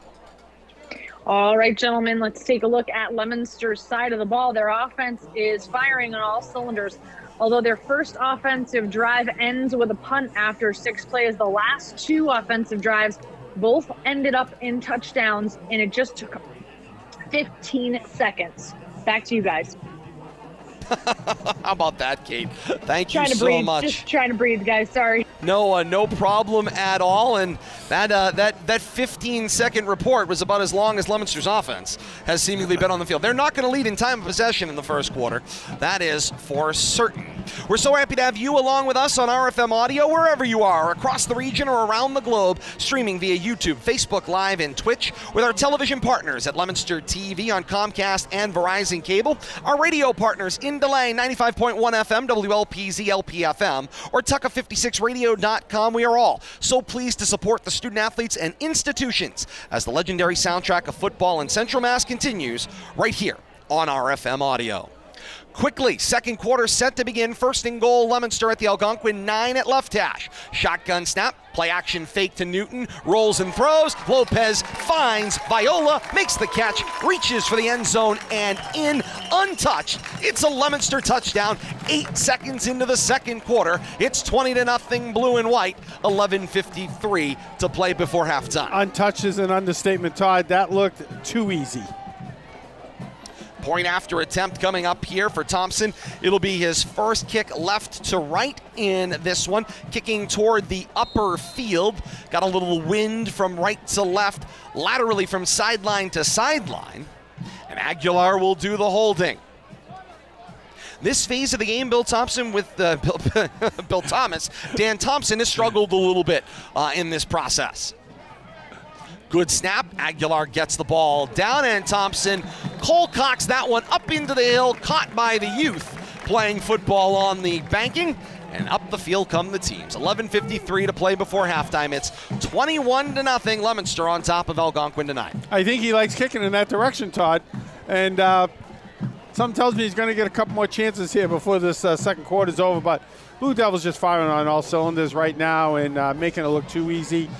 I don't know if that was a blown assignment, but once again, getting another receiver involved. Jared Viola catching a touchdown pass tonight. It's not all Ricky Encarnacion. And, the Blue Devils have shown that they have other weapons, but when you remove a very important weapon, it just makes the job all that much harder for the other weapons. I think we saw that last week, but when you get to spread things around, good things happen. If you're just joining us and haven't been necessarily following along throughout the year, Algonquin was seen as a preseason playoff team, certainly a team with serious playoff hopes, and 8 season-ending injuries. We chronicled them during the countdown to kickoff tonight, has certainly affected Coach Mark Allen's lineup. Thompson swings the right leg, end over end goes the kick. It'll be returned from the Algonquin 15-yard line with some space through the middle of the field, across the 30 and the 35 and down at the 36-yard line. Nice return on that one. 35, looked like 35, yeah. Think, Todd, Max Egan, the sophomore. Yeah, picked up about 20 on that return. Nice job getting the Titans decent field position, but still on their own side of the 50. Been down in Blue Devils territory once tonight, resulting in a turnover on downs for the Titans. Have to see if they can't get something going here in the second quarter. Here comes an Algonquin first down and 10, their own 36-yard line, middle of the field. A straight eye backfield. The handoff flipped right through the middle of that A-gap, and the third man to the hole was the one who got the carry, and it's a carry for Patrick Hanlon and Bill Thomas. That one was a 3-man deep. It's a long tee. That was an eye with a dot on it right there. Look at it. They were halfway back to the end zone, and by the time that third guy gets up to the line of scrimmage, the Blue Devils are able to decipher that. Once again, Josh Cormier gets off the bottom of that pile after a gain of about 2. Hanlon will gain 2.5. The football advanced up to the 38.5-yard line, still middle of the field, their own, going right to left. Now a double wing formation. Throwing the whole playbook out there tonight. Mahoney under center, give it to Ellsworth, and Ellsworth takes it straight through the A-gap, up across the 40, 41, and down around the 42-yard line. And Bill Thomas, this is what Algonquin's offense looks like if you look at the first couple weeks of the season. It's not something new. This is what they were doing to keep defenses off balance. Yeah. A true multi-formation front. But it's unfortunate that these formations have not become part of their success at this point because they don't have the skill players. Yeah, they still want to mix and match and throw you these different looks. I think they're still looking for what works, to be perfectly honest with you, Todd. They're still trying to find their identity with the new players that they're trying to fit into the starting lineup. 3rd down, 4 to go. Ball their own 42-yard line at left hash. Under center in the double wing, it's Mahoney. The give for Hanlon, who was the right wing back, turns the left corner, cross the 40, and he has stood up. Forward momentum stopped with no gain or short gain on the play. He was shy of the 45 at about the 44-yard line. Yeah, Jared Viola just wrapped him up and ran him out of bounds, about a yard short of the first down. Going to bring up 4th and less than a yard. No, about a good, solid yard, Todd. And once again, Algonquin rolling the dice here. Coach Mark Allen says, hey, we got to go. You're down 21 in the middle part of the second quarter. We got to go. And so Mahoney stays on the field. On 4th and a yard, they need their own 46-yard line coming right to left. Double wing set. Mahoney's under center. Ellsworth is directly behind him. Terra and Hanlon are the wing backs. They're going to get him to jump. That's not going to work. Lots of hard counts for Mahoney and no one biting for Leominster. And now the flag is up from the back judge. It's a delay of game against the Titans. I think they got a timeout, actually. They did. The flag went up, but they will grant the timeout. I saw the side judge over there signaling the sideline timeout right when the flag was about to leave the belt, I think. And we'll have to see if what Algonquin decides to do. I think they should come out and go for this. Giving them the 15, 20 yards off a punt. Granted, their punter got some great field position. Alex Klein's a great kicker. Last time, I think he got about 45 net yards. But you got to try to build some momentum here. You're not going to build momentum by putting the ball away. 9:29 to play before halftime. 21-0 Leominster's advantage. Algonquin facing a 4th down and short. Tonight's broadcast of high school football on RFM Audio will be rebroadcast via our partners at 95.1 FM, WLPZ FM. Set your dial for 95.1 FM for a weekly encore presentation of tonight's complete broadcast, beginning each Saturday at noon. And while you're there, enjoy the great information, education, and entertainment for members of the community, by members of the community, on Leominster's owned and operated 95.1 FM, WLPZ. Out of the timeout. Deep back formation. The snap is for Terra direct. Terra takes it on 4th down and short, across the 45 and down at the 48-yard line. Gain of 4, and the Algonquin drive continues. Came out with a completely different offensive set there. That was a super snowplow and not wasting any time right there. No Mickeying around with a handoff and turning around. Just attack, and picked up those 4 yards they needed. Straight downhill running. Finish off that WLPZ read. The great staff at WLPZ, LPFM are always looking for new volunteers to expand their program offerings. For information on how you too can get involved, visit WLPZ.org. 1st and 10 for the Titans. Ball located at their own 48 at left hash. The shotgun snap. Into the hole goes Ellsworth, and he gets rocked by Xavier Cora. Welcome to the game, Cora. Yes, you're here, and I think that the opponent knows it now. Xavier just leveling him. No more right there. Xavier Cora, a sophomore that showed well in preseason camp, then into the preseason scrimmages, and has become a stalwart on this Leominster defense, including on the offensive side, making a couple of appearances at running back as well. Playing an outside linebacker position and doing a great job covering his area right there. 2nd and 10 at the Algonquin 48 at left hash. Shotgun snap, the play action fake. Ellsworth tries to throw against the grain for Terra. Hits the ground incomplete. It is a forward pass that hit the ground incomplete. 3rd down and 10. Yeah, risky play right there. And I'm not sure there was going to be any positive yardage to be gained. Probably a good job. Good for the Titans that ball did hit the turf there harmlessly. Close to being a backwards pass, but the official's right on it. like Coach Gates was right there, too, signaling incomplete. Didn't want anybody chasing the ball. 7:59 to play here in the second quarter. Clock stopped on the incompletion. 3rd down and 10 to go for Algonquin. Ball located at their own 48-yard line, just inside of left hash as they continue from right to left. They need the Leominster 42 for a first down. Shotgun set, Ellsworth back there with Terra. Check it, it's Mahoney. Mahoney to snap, straight bootleg out to the right, throws, jumping the lane is Steve Diaz, and gets there just in time to thwart Chris Adrianson, the intended receiver. The pass will fall incomplete. Diaz timing that up just right. Coming in from the backside right when the ball got there. Not that it was going to be a first down. It was going to come up short. It was going to bring up 4th and long, but definitely putting the Titans in punting situation here, and no doubt about it. I don't think any funny business coming up on this play, Todd. 4th and 10 at their own 48.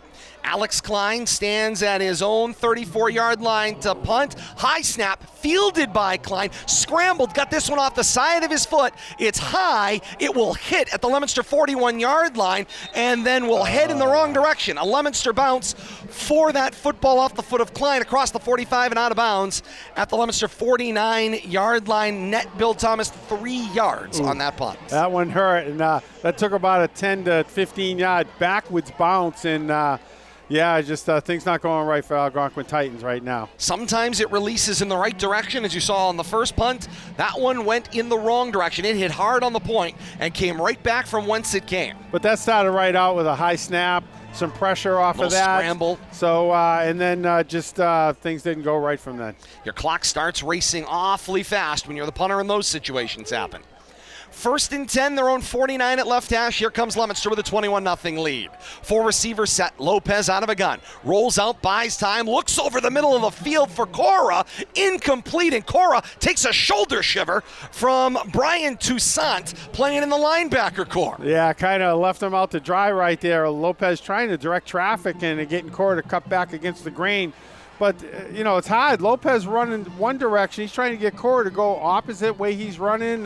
Little mixed signals there, and the pass was high. Off Cora's hands. Luckily, no Titan defenders on the backside there, so the ball fell harmlessly to the turf. There is a lot of white jerseys against the grain there. 2nd down and 10 to go. The Leominster 49 at left hash. Leominster's drive coming left to right. 4 receiver even split. Snap for Lopez. Give it to Cora out of the backfield this time. He finds his way off the left of the formation. Midfield 45-40 and down at the 35-yard line on a gain of 15, and it's a Leominster first down. Nice job by Cora picking his way around the left side of the Blue Devils offense, waiting for his blocks and finding a hole, picking up a quick 15.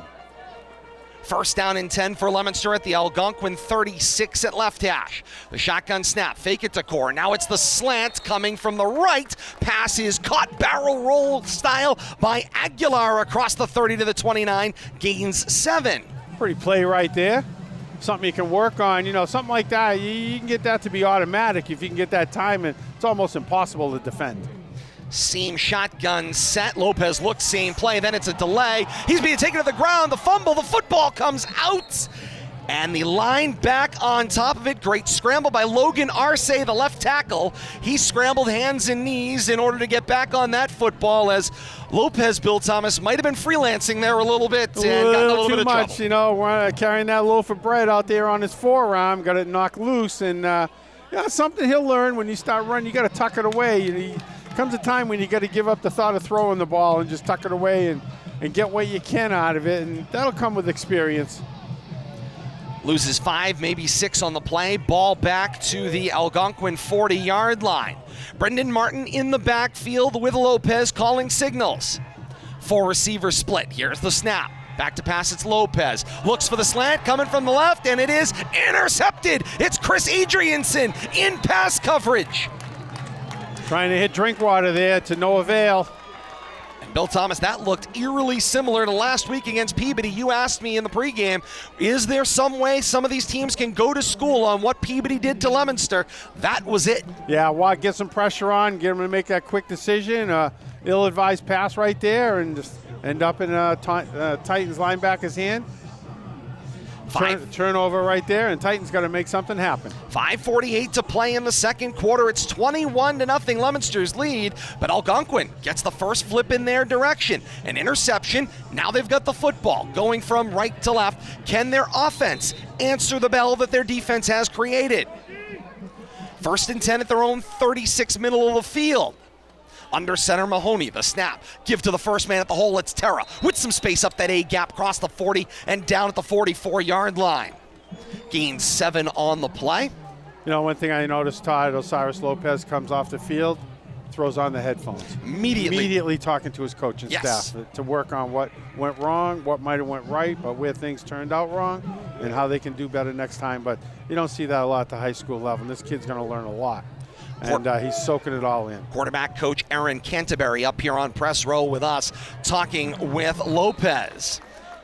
2nd down and short, and the carry went into the pile for Hanlon. Hanlon to the 45 and gains 2 more. 3rd down and a yard. They need their own 46.5-yard line, or a little bit more than the 46, maybe not quite 1/2, but got to move it across the 45 to the 46 plus. 4:52 to play in the second quarter. Leominster with that 21-0 lead, but Algonquin looking to make a turnover hurt here in the first half. Burning a lot of clock here, though. Mahoney will stroll to the line. 2-back set behind him as he goes under center.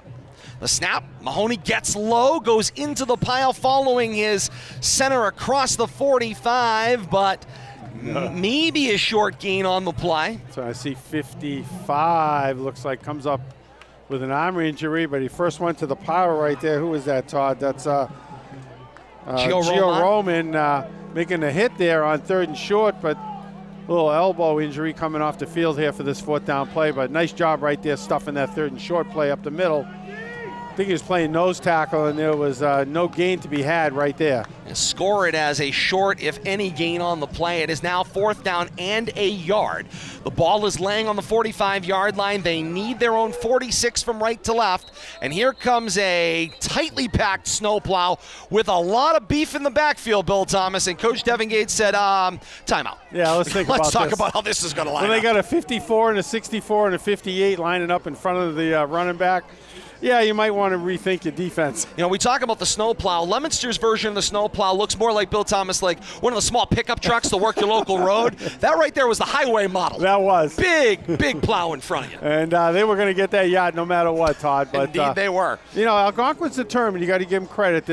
They showed no give up, and they're battling right here. And, you know, put a couple of first downs together, but they got to find a way to break a big play. 3 yards in a cloud of dust isn't going to cut it tonight. 3:49 to play before halftime, 21-0. Leominster on top of Algonquin. Algonquin once again facing a 4th down decision. This off of a turnover they created on an interception of Osiris Lopez. Tonight's broadcast of high school football. Broadcast with our partners at Leominster TV, Comcast Channel 9, Verizon Channel 32. Replays throughout the week and weekend on Leominster TV. On 4th and a yard, the give was for Ellsworth. Ellsworth gets the jump on the Leominster defense, crossed the 45, brought down at midfield. It's a gain of 4, and the Algonquin drive continues again. And that moving quickly from the sideline, Bill Thomas, throws the Leominster defense a little bit. Yeah, I mean, they come out and they're ready to run that play, and you know, they ran a version of in-tight snowplow, but turned it into a sweep over here and found a way to that 1st down. 1st and 10 at midfield. Right to left continues the drive. Mahoney's under center with a 2-back split behind him. Snap, give it this time to the motion man. It was Hanlon. Hanlon avoided the first rush, cross midfield, and moves to the 46-yard line, gaining 4, and we'll call it 2nd down and 6. Nice job right there, breaking that first level of containment, but you know, linebackers coming up and clean that up, but avoiding a couple of tackles, one of them behind the line of scrimmage, turned that into a solid 5-yard gain. Yeah, I was going to say they moved the football up to the 45, so gain 5. 2nd down and 5. They need the Leominster 44 a first, as here comes the Algonquin offense in Leominster territory. Mahoney from under center. Give this time was for Terra, and he was snake bit, wrapped, and down. It's Josh Cormier, pink gloves and all. How many times did we say his name tonight? And more mentions in the first half than some players get an entire season, but Cormier having the game of the season for him, and He's coming up big, a number of one-on-one tackles, I think, none bigger than that, and bringing up, once again, another big third down play after losing 2 yards on that tackle right there. Nice job by Josh. He has just been wherever the everywhere. football has been. He's playing the prototype middle linebacker. He's following the ball, and he's finding the crease that the front blockers create and coming in and filling that hole. Mahoney in the shotgun set, moves Terra to his right, 4 receivers in the formation. Back to pass Mahoney, flings this one downfield, leaping catch is made. Great pull out of the sky. The catch was made by Dylan Poirier, the freshman wide receiver, making the catch and getting the first down on a gain of 17. Nice job right there, and that was a 50-50 ball that he had inside position on. Looks like he had position on Mackay Newton over there, I think, playing defense, but nonetheless, nice job, and probably, no, if not Mackay, could have been number 3, I think, and nonetheless, just great Viola job. there, Bill Thomas. Whoever it was, the receiver did a great job. Under center, it was Mahoney. Quick snap in the double set. Straight up the middle of the field, the carry for Terra. Terra moves the football across the 30 to the 28, gains another 5, second down and 5. You know, Algonquin moving the ball down the field, Todd, but take a quick look to our left. Only a $1.19 left, and they're going to run out of time here. Chasing a 21-0 Leominster lead. On second down, under center, it's Mahoney. Give it this time for Hanlon. Avoids that first tackle again. Crossed the 25 and spun down at the 21-yard line. Good for about, let's see where they're going to give him the spot. I think he's going to get a first down out of this. Going to give him about 8 yards on that. Going to move the chains. Timeout on the field. Algonquin coach Mark Allen will stop the clock. 1:03 to play before halftime. 21-0 Leominster's lead, but the Titans are driving here. Desperately trying to get something here. Go into the halftime locker room, something to build on, and they'll have the ball to start the second half. Coming up at the half, Kate Robbins standing by at RFM HQ. She's got a full stat recap from half number 1, plus scores from around the region on our halftime scoreboard. We'll also identify our impact player and have our mid-game adjustments. Plus, here on RFM Audio and Leominster TV, you get the bands. The bands are coming up. Halftime performance of the Marching Blue Devils coming up at the half as well. Plus, so much more here from Doyle Field on a Friday night. Great crowd here tonight. We've come to expect this, and fans turning out in droves, students and parents alike. 1st and 10 for Algonquin at the Leominster 21. Under center Mahoney, the snap. The give was for Terra. Defense there. Down he goes. Check it. It was Hanlon on the carry. Hanlon loses 2. It'll be 2nd and 12. Make it 13. Back to the Leominster 23. Delmar Wright bowls him over and just knocks him to the ground. Doesn't tackle him, just bowls him over. 45 seconds left before halftime. Mahoney the snap. Rolling and throwing. Little dart complete by Terra, and he gets shouldered out of bounds after gaining 3, maybe 4 on the play. He's back past the original line, across the 20 at the 19. And Viola over there on the hit, big hit.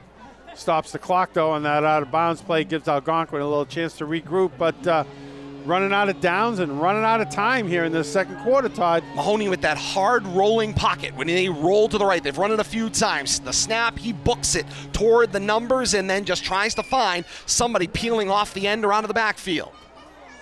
3rd down and 8 to go at the Leominster 19-yard line from right to left. The shotgun snap. Mahoney sends a bullet down the line, looking for Hanlon on the wide receiver's screen. It is incomplete and stops the clock 31 seconds before halftime. A lot of Blue Devils over there, too, and dangerous play, but ball falling incomplete.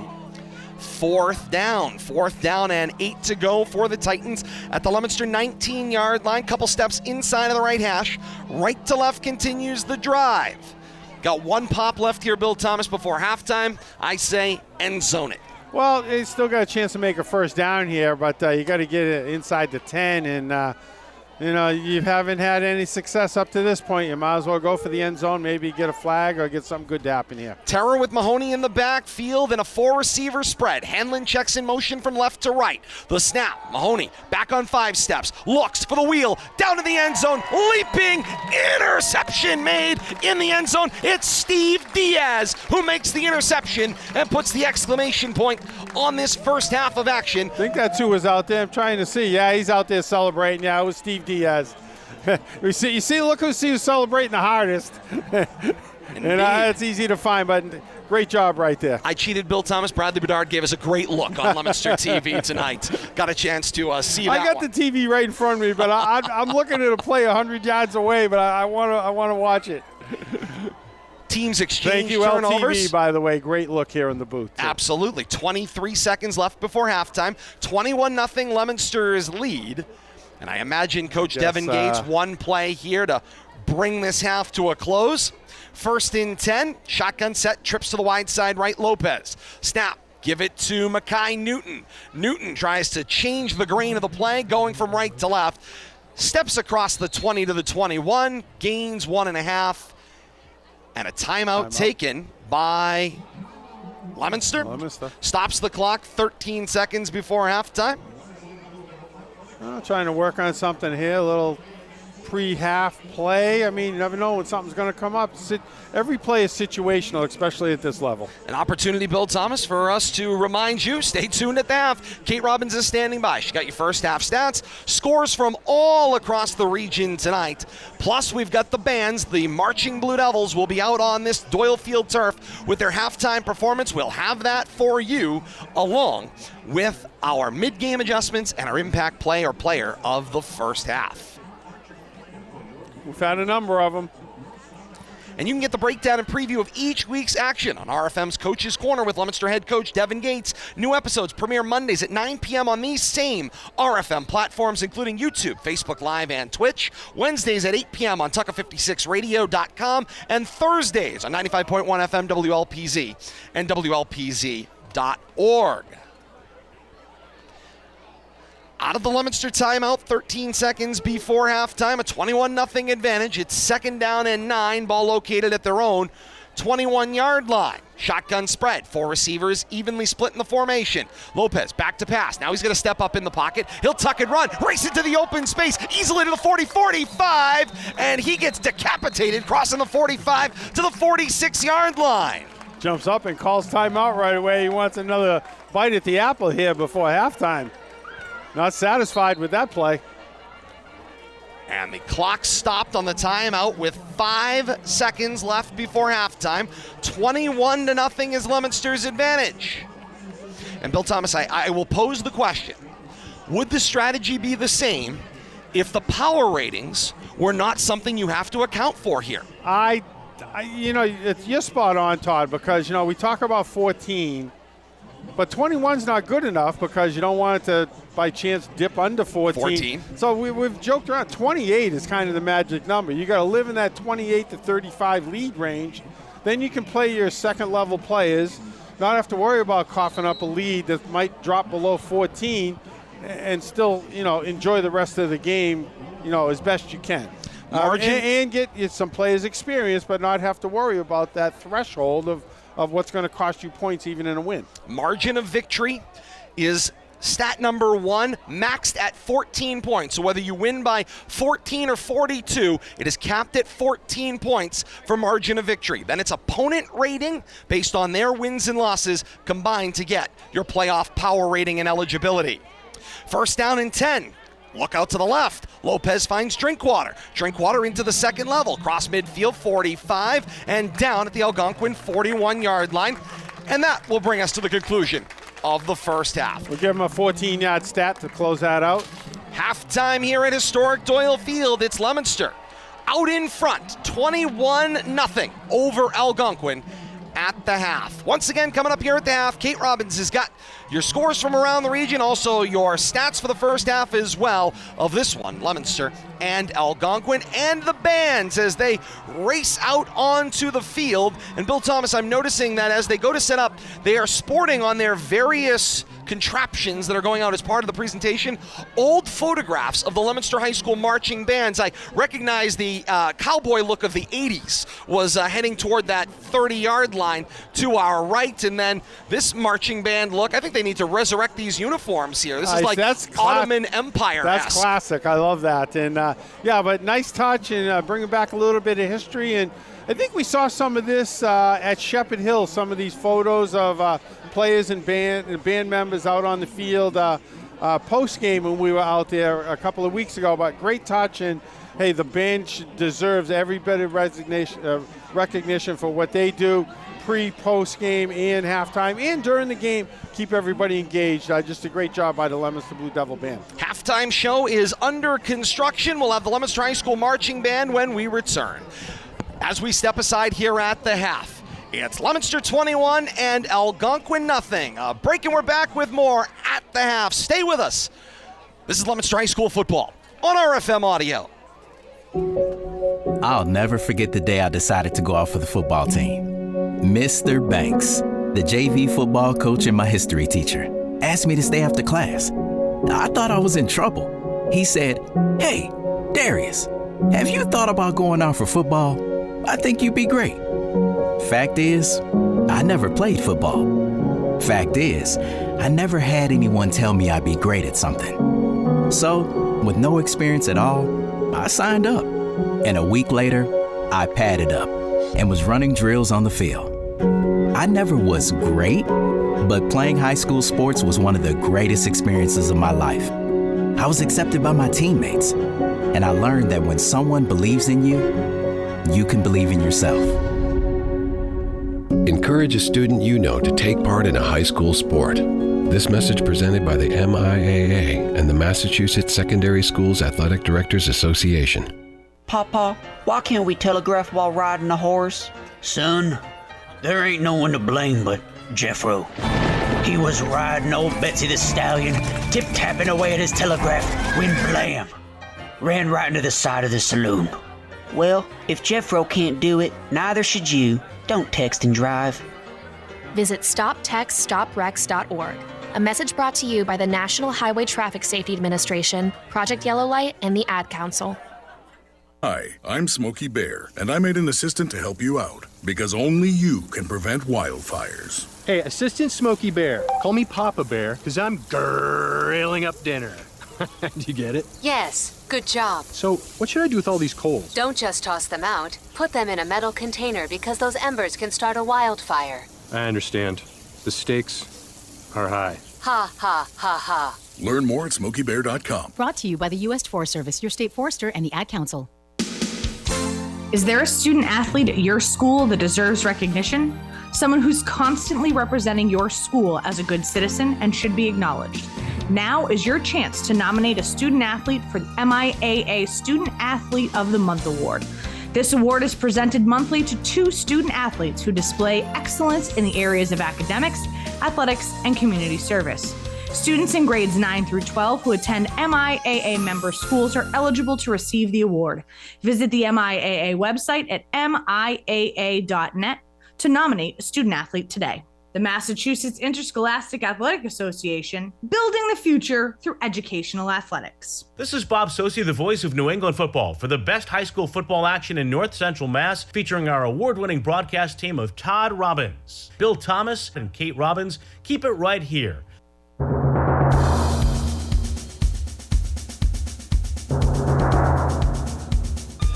Right on schedule, back to historic Doyle Field in Leominster. Halftime score. Leominster on top of Algonquin, 21-0. And it's time now for the Marching Blue Devils. The Leominster High School Marching Band has your halftime performance here on RFM Audio and Leominster TV.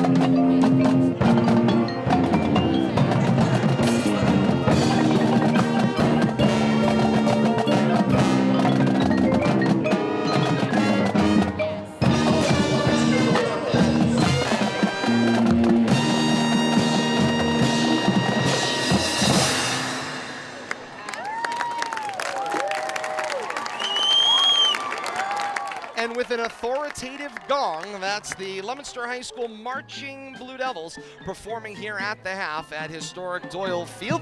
We continue with the marching band here on RFM Audio and Leominster TV.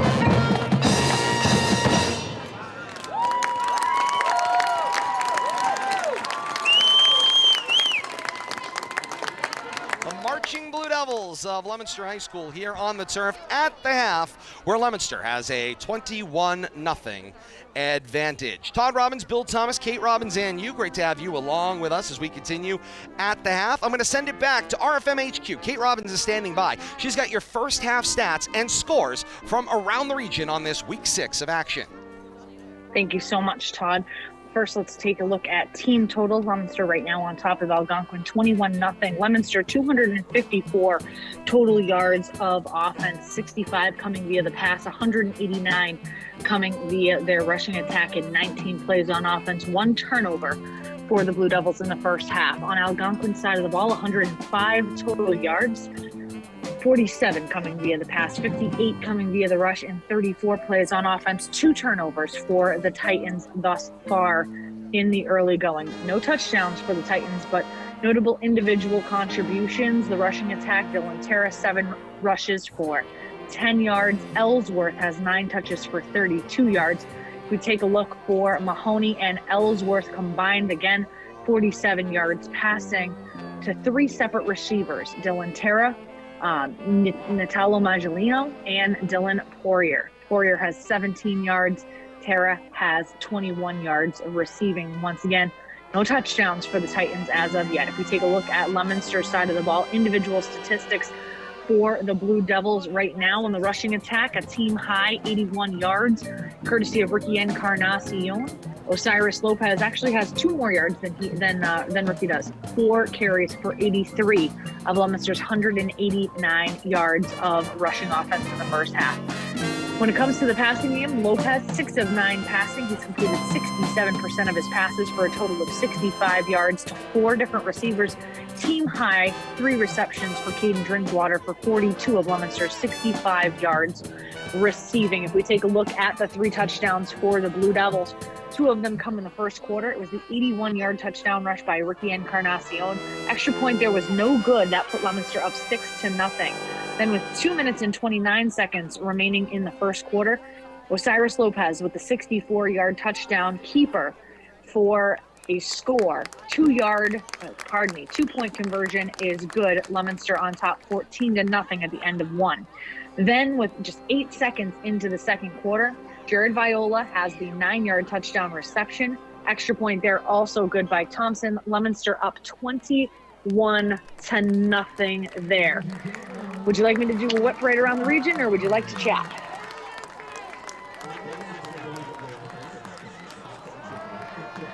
All right, we'll whip right around the region. We take a look at scores coming in here in the early going. Assabet right now 24-14 on top of Bay Path at the half.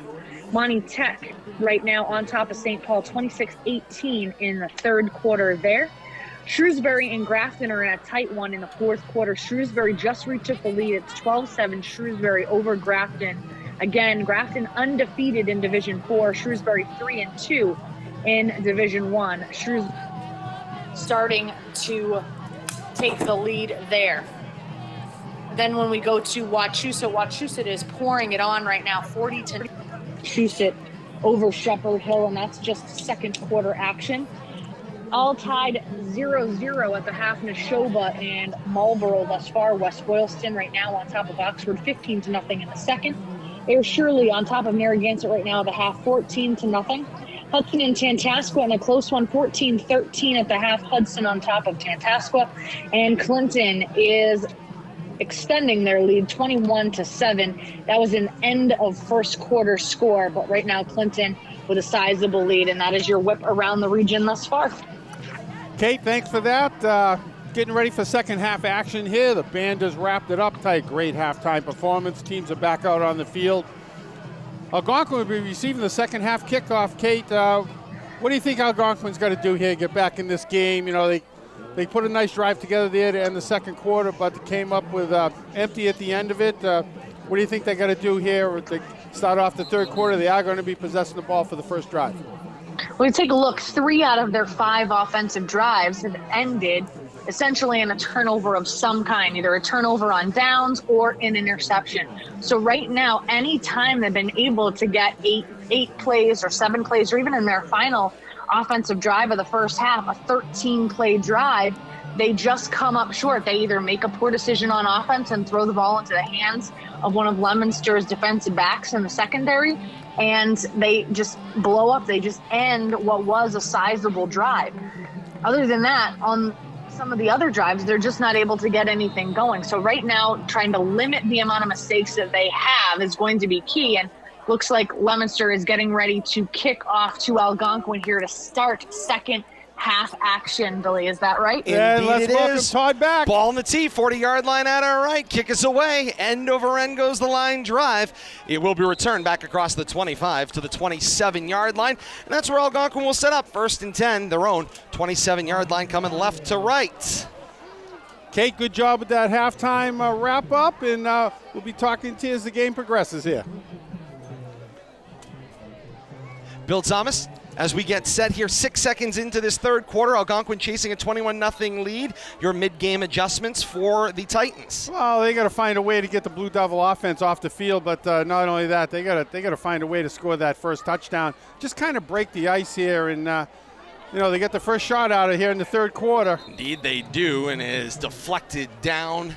I think, and kind of a byproduct of that play right there, Todd, Algonquin's became predictable. I don't think Blue Devils think they can throw the ball, and if they do show any kind of inclination to pass, they're putting the pressure on them. And a couple of completions, but nothing really down the field, nothing productive. And I think the Blue Devils are going to continue to concentrate on the run. Algonquin's got to do something different and come up with a big play somehow to loosen up the Blue Devil defense. The options certainly are limited. Second down and 10 to go. Ball located at the Algonquin 27. Flip a little pass complete out into the flat. Quickly swallowed up there. I believe it was Adrianson right around the 29-yard line. It was. Down at the 30-ish. We'll see whether they give him that Bill Thomas left foot, right foot spot. They give him the right foot, so mark it on the 30-yard line. And it is third down and 7 to go. Long 7 on top of that, Todd. And Algonquin just in quicksand right here, just not being able to generate anything big. Third down, 7 to go. Ball located at their own 30-yard line going left to right. A shotgun snap. Mahoney starts rolling pocket to the right, throws in, finds Hanlon in the second level complete, and Hanlon turns the corner 40-45 and angled out of bounds at the 48-yard line, gains 20, and it's a Leominster an Algonquin first down. Nice job right there, though, rolling out, just letting his receiver work with him, and traveling with him on the same plane, leading him just right out here towards the sideline. Nothing fancy on that play, except it does move the chains. One of the biggest plays Algonquin have had in the game up to this point. And it went clean and smooth for Coach Allen's bunch. 1st and 10 at the 49, going left to right. Mahoney goes screen out of the shotgun, complete. This time, once again, finds the second catch of the day for Dylan Poirier, the freshman, and he will move the football across midfield into the Leominster 46-yard line. Gains 5 on the play. Yeah, Algonquin showing a little bit of rhythm right here. Working that short pass game. They got to do something to loosen up the Blue Devils. They, once again, I think they're keen on the run, and they just can't keep smashing it up the middle. Mahoney in a shotgun set, 3 receivers in the formation, 2 wide right. The snap for Mahoney, out of the backfield finds Terra. Terra waits and turns the corner at the right, back across midfield and reaches to the 45. A lot of effort to gain 1, 3rd down and 4. And that effort thwarted once again by 44. I tell you, the Algonquin offensive players, the skill players, are going to get sick of seeing 44. They're going to be coming up in their nightmares tonight, but once again, Josh Cormier right on the spot. 3rd down and 4 to go. Ball located at right hash at the Leominster 45-yard line. Shotgun spread, 2 receivers on either side. Hanlon was in motion. They go to him, and the pass is ruled complete on a sliding catch made at the 41-yard line, and they say, yes, that is an Algonquin first down. Just enough for a first down right there. Awkward-looking catch down on his knees, but somehow held on to it, moving the sticks. Algonquin got a little something going on here. I feel like Hanlon needed like 1 more second for that play to fully develop the way it was supposed to, but it worked nonetheless, and it did achieve a Titan first down. 1st and 10 at the Leominster 41, and out of the snap with a 2-back set. The give was for Terra. Terra takes it to the line, and no gain on the play. 2nd down and 10 at the 41. Josh Cormier once again. Mahoney under center with a 3-back set. Snap, give it to the right back. It was Hanlon. Hanlon goes right to left and off left edge, cross the 40 to the 39. Josh Cormier once again on the tackle. I'm just going to say 44 on the tackle. Click. 44 on the tackle. He's got to be in at least 10 tackles, most of them solo tonight. Right now, you're lucky you're not paying him by the mention. Oh 3rd down and 9. Man shifts in motion. It was Ellsworth. Mahoney rolls to his right and flips. Deflected and incomplete. The nearest to the football was Jared Viola, the safety. 6 Blue Devils in that zone, though, but who gets his hand on the ball? Josh Cormier. Josh Cormier, of all of them. I think he should keep the pink gloves. Oh, my God. I'm giving it all to the pink gloves tonight. Definitely getting recognized. Algonquin, difficult situation here, but I'm not going to guess what they're going to do. They're running personnel on and off the field, though. They got to hurry up here. They're going to bump up against the play clock. Coach Allen is talking with Will Mahoney and sending him back to the huddle on 4th and 9. They'll snap from the Leominster 40-yard line. They need the Leominster 32 for a first down. 8:43 to play in the 3rd quarter. 21-0 Leominster's advantage. Gotta watch that hard count right here. Try to steal some yards. Out of the gun, Mahoney the snap. Here comes the blitz from Martin from his right. Flip downfield, and Carnacion collides. Had it in his hands. He's got it. And it is an interception, we believe. They're spotting the ball there. It's got to be. Otherwise, they'd be going back to the line of scrimmage. I didn't see any Algonquin receivers in the area, so it's not a turnover. On downs down there. That is correct. So it is an interception for Encarnacion, his 2nd on the day. He looked like Bill Thomas. He got hit just as he made the interception, and as he went to the ground into the pile on the Blue Devil bench, I wasn't sure the football was separate from him. I wasn't sure if he held on long enough, but I think he brought the ball to the ground there. Good job, but nonetheless, if he doesn't hold on to it, Blue Devils pick up 15 yards in field position, but they possess the ball. Encarnacion's 2nd interception on the day. The handoff for Newton on Leominster's first offensive drive of the second half. Takes it from the Leominster 30 to the 32 to gain 2. 2nd down and 8. Tough 2 yards right there. Blue Devils keeping Algonquin honest here, keeping the ball on the ground. 8:13 and counting to play here in the 3rd quarter. 21-0 Leominster's advantage, and in no apparent rush strategically. 8:05 and counting. Shotgun set here for Lopez. Trips to the open side right. One-on-one is Drinkwater. The throw. It looked like a double move there, and Lopez went for the first move short. Drinkwater was looking second move downfield and got him on the back of the hand, incomplete. Yeah, a little inside-out play there, and Lopez looking outside, Drinkwater looking inside. No harm, no foul there. Ball falls to the turf. 3rd and 8 from the 33-yard line of Leominster. They need their own 41 for a first down. Lopez is in a shotgun set. Tight bunch trips to the boundary left. One-on-one is Aguilar on the wide side right. Back to pass Lopez. Flip it into the backfield. Finds Newton. Newton makes it to the 30 and then back to the 31. And that is going to lose yards on the play. A little screen out of the backfield. Short of the first down.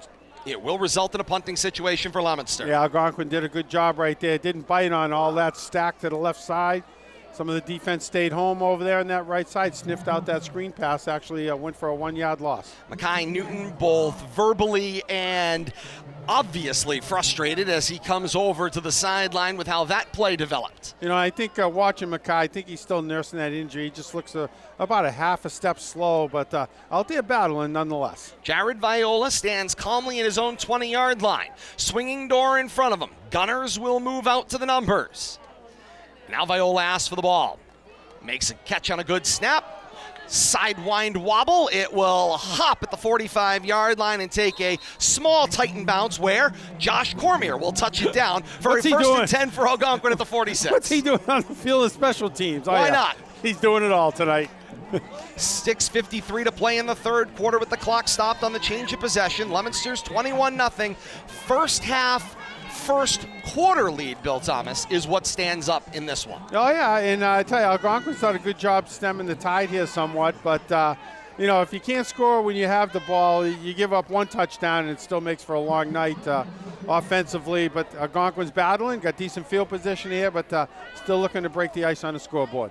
1st and 10 for Algonquin, second drive of the second half, snapping from their own 46. Under center Mahoney, give it to Ellsworth conventionally, moves it to the left of the formation, cuts back middle of the field, reaches midfielder just about, gains almost 4 on the play.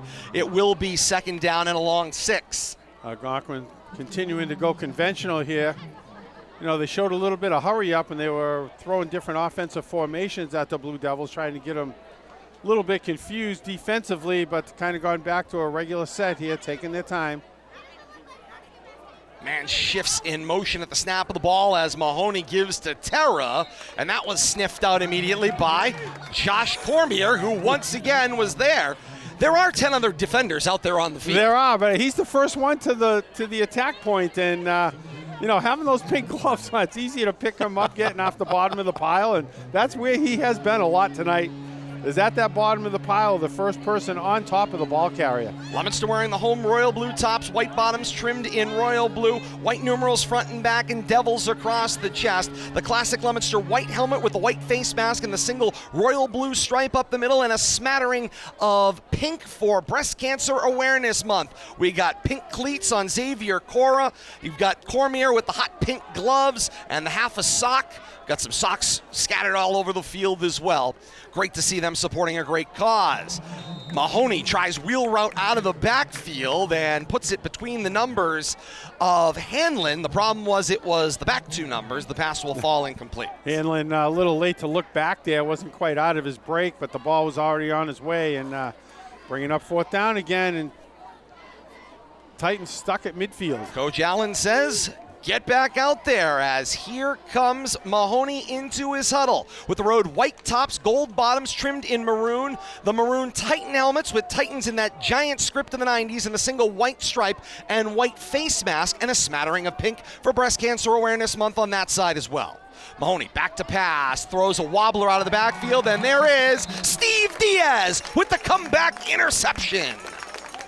The second interception of the day for Steve Diaz. Unfortunately, Will Mahoney comes up limping after that play, too. Took a little shot afterwards, but a lot of pressure. Blue Devils defense teeing off, and Diaz coming up with his second INT. And let's face it, Will Mahoney, who is the sophomore quarterback, was the 3rd on the depth chart at the start of the year. was supposed to be spending this year growing into a varsity role, and at this point has been pressed into duty. And as Coach Allen said, he's growing. He's doing a lot of learning each and every week, and tonight some more learning, and you can only hope that that is a nothing thing as he heads off to the sideline. Braden Martin gets the first down carry for Leominster into the numbers as a pink flag flies. Comes down around the 47-yard line, and the indication initially is a hold against Leominster. Yeah, going to mock him back, but pretty clean game up to this point, Todd. Not a lot of flags, a couple of holds here and there, but for the most part, officials keeping the flags in their pockets. 5:12 to play here in the third quarter, 21-0 Leominster's advantage. 4 interceptions on the day, 2 for Ricky Encarnacion and 2 for Steve Diaz. And I think for Leominster, 3 of those might have been on fourth down attempts. It may be. These 2 right here, and I believe one closing out the first half might have been also a fourth down prayer, but INTs nonetheless. After the enforcement, it ends up being a first down and 12 as from the mark of the foul, 10 yards back, put Leominster right around their own 36-yard line. Braden Martin again picking up a couple there. But, yeah, you're right, Todd.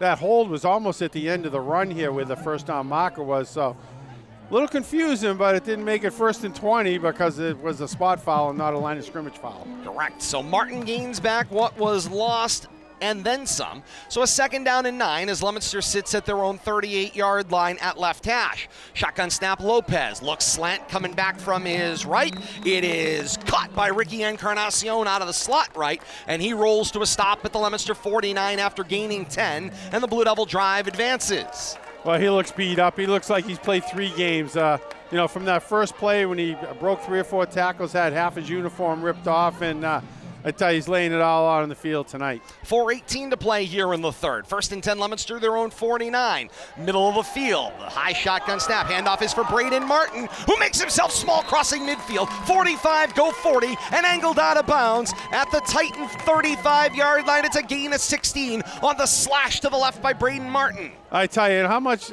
Martin improving week in and week out. And you saw that little shoulder dip right there as he approached the line of scrimmage, just preparing for that contact that never came, but still continue with that momentum and turning the corner full speed. 1st and 10 and give it to Martin again, this time into the A gap, cross the 35, advances toward the 31-yard line, gains 5. It'll be a 2nd down and 5. We haven't seen much of Braden here tonight, but he's been the feature running back the last couple of games, getting a little break tonight, and Mackay making it somewhat of a comeback, but showing his skills here in the second half.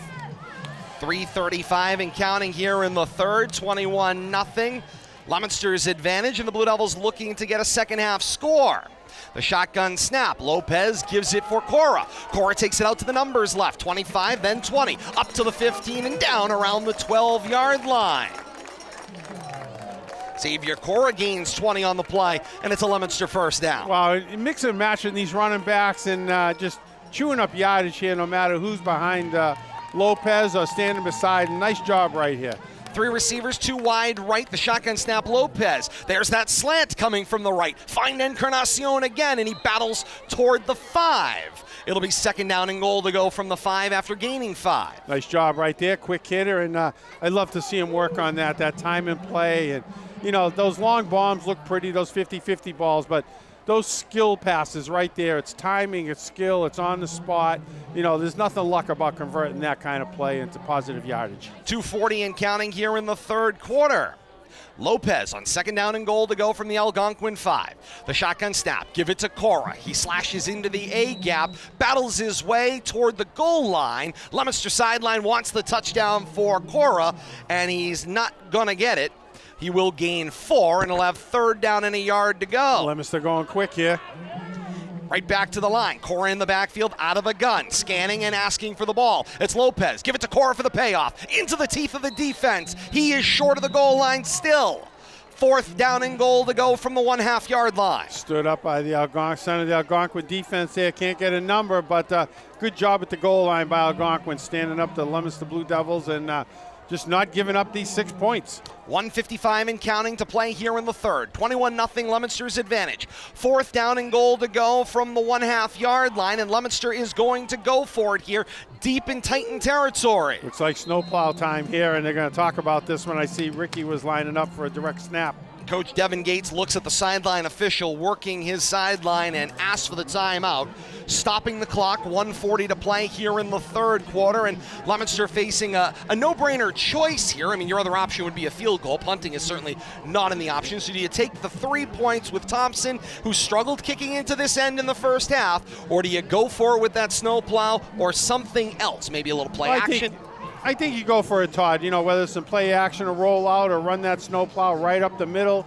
Been pretty successful, but a lot of things go wrong here on a chancy field goal attempt that you really don't need the points, and nothing worse would be to have them block something, run it 7 the other way, and change momentum. So happy to have you along with us on RFM Audio, wherever you are, across the region or around the globe, streaming via YouTube, Facebook Live, or Twitch, with our television partners at Leominster TV, on Comcast and Verizon Cable, and streaming at Leominster.tv, and our radio partners in Delay, 95.1 FM, WLPZ FM, and Tucka56radio.com. We are all so pleased to work together to support the student athletes and institutions as the legendary soundtrack of football in Central Mass continues right here on RFM Audio. A stretch formation here with a wide trips to the boundary right on 4th down and goal to go. Play action fake, the slant for Drinkwater from the left, in and out of his hands, incomplete, and it's a turnover on downs, and the ball will go back to the Titans. 95 seconds left here in the third quarter. Trying to work on something right there and, put that in the playbook for the future, but just a little quick right there. Couldn't get it right where Drinkwater needed it to be. I think he led him a little too much right there, Todd, but tell you, 99 yards in Algonquin, not showing much ability to put a drive together, make a few first downs here and there, but a tall task right here with, minute 35 left here in this third quarter. 21-0 first quarter post for Leominster is what continues to lead as we round the backstretch here in this one. 1st and 10 Algonquin, their own 1 yard line going left to right. Mahoney the snap, the give goes into the pile. It was Terra on the play for the short gain of 2, maybe 3. Move the ball out to the 5 yard line. It'll be 2nd down and 7. Yeah, nothing fancy about what you're trying to do right here. You're just trying to get yourself some room, get your heels off your goal line. Huddling in their own end zone, walking out to their own 5, moving left to right. Mahoney with the pink towel in front of him, heads up under center with a 2-back split behind him. Mahoney scans the line, asks for the ball. The give is for Terra, who gave up the football at the 5 yard line. And it is Ricky Encarnacion who comes up with the football. A fumble recovery to go with 2 interceptions, a touchdown and a 2-point conversion, and a partridge in a pear tree for Ricky Encarnacion. And the only thing that surprises me is that Josh Cormier didn't recover that fumble. But great defensive exchange right there, and Blue Devils found a way to get the ball out and get on top of it. What a way to spend your 18th birthday for Ricky Encarnacion. I tell you, between him and Josh Cormier, they're having a game of their lives. But Ricky set the tone with that first series, and Josh has just continued to bring it, and a couple of great players on the field tonight. So Leominster right back on the field with a 1st down and goal to go at the 10 yard line. Now you pay Ricky off here, right? Shotgun snap. Lopez looks for a wide open Encarnacion with the payoff pitch and catch for 6 more. Not that I was in the huddle, Todd, but you could almost sniff that one. You can smell that one coming. Wide open out to the left of the formation. You could they ran trips over here on the left. Ricky got lost in the coverage, but Lopez looked for him right from the snap, and I don't think there was any surprise that he was going to pay Ricky off right there if he could. 46 seconds left here in the third quarter. It's 27-0. Leominster on top of Algonquin, point after pending. Dan Thompson will kick from right to left. Struggled a little bit in the first half, as we mentioned, kicking in this direction. No trouble kicking up into the hillside over here, the upper field side. Wind is quiet as he gets set to kick from right to left. Aguilar will hold. Snap, put the ball down on the tee. Thompson gets the toe under it, lifts it to the bar, and splits the uprights. Back upfield come the teams. 46 seconds left here in the third quarter. It's Leominster 28 and Algonquin nothing. And I feel like the important part of that one, Bill Thomas, was that Leominster scored in the second half. 21 first half points, 21 first quarter points were really fantastic, but that drought was starting to be concerning. Yeah, and Algonquin played a great second quarter right there, and even playing this third quarter, playing the Blue Devils even, and but just not being able to put anything together and putting the ball on the ground right there. Blue Devils taking immediate advantage of it, but after putting their own drive together, coming up 1 yard short, still found a way to pay off here in the third quarter. Kate Robbins is back in Studio P at RFM HQ. Kate, you've got the Leominster drive summary. That's not a tough one. 10 yards, Ricky Encarnacion in one play for the touchdown right now. Leominster Blue Devils on top big. Hey, it's a wide open pitch and catch and a wide open stat recap as well for Kate. Back in the studio. The only thing I wasn't sure of is if Osiris was going to overthrow Ricky. He was so wide open, but good job right there. Ricky did a good job catching it, getting his feet in bounds. Thompson's kick goes end over end from right to left downfield. It will be returned by the Titans back across their own 25 to the 27-yard line. Nice return there by Max Egan, the sophomore. Good job by Jared Viola. Looked like Mackay Newton there, both down on the tackle.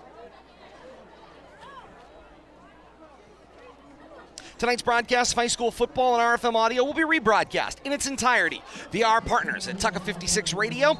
Navigate your way to live365.com and bookmark Tucka 56 Radio. That's TUCKA 56 Radio for a weekly encore presentation of tonight's complete broadcast beginning each Sunday at noon. Plus Wednesdays at 8 p.m. RFM's Coach's Corner with head coach Devin Gates. All of that on Tucka 56 Radio and Tucka56Radio.com. Terra on the first down carry for no gain for the Titans. It will be second down and 10 to go. Ball at the 27-yard line, and it looks like they moved Coach Allen. They gave me a yard. Oh, they gave me a yard. So it'll be second and 9. When we continue, because Coach Allen is keeping Will Mahoney with him, the final ticks of the third quarter come off the clock.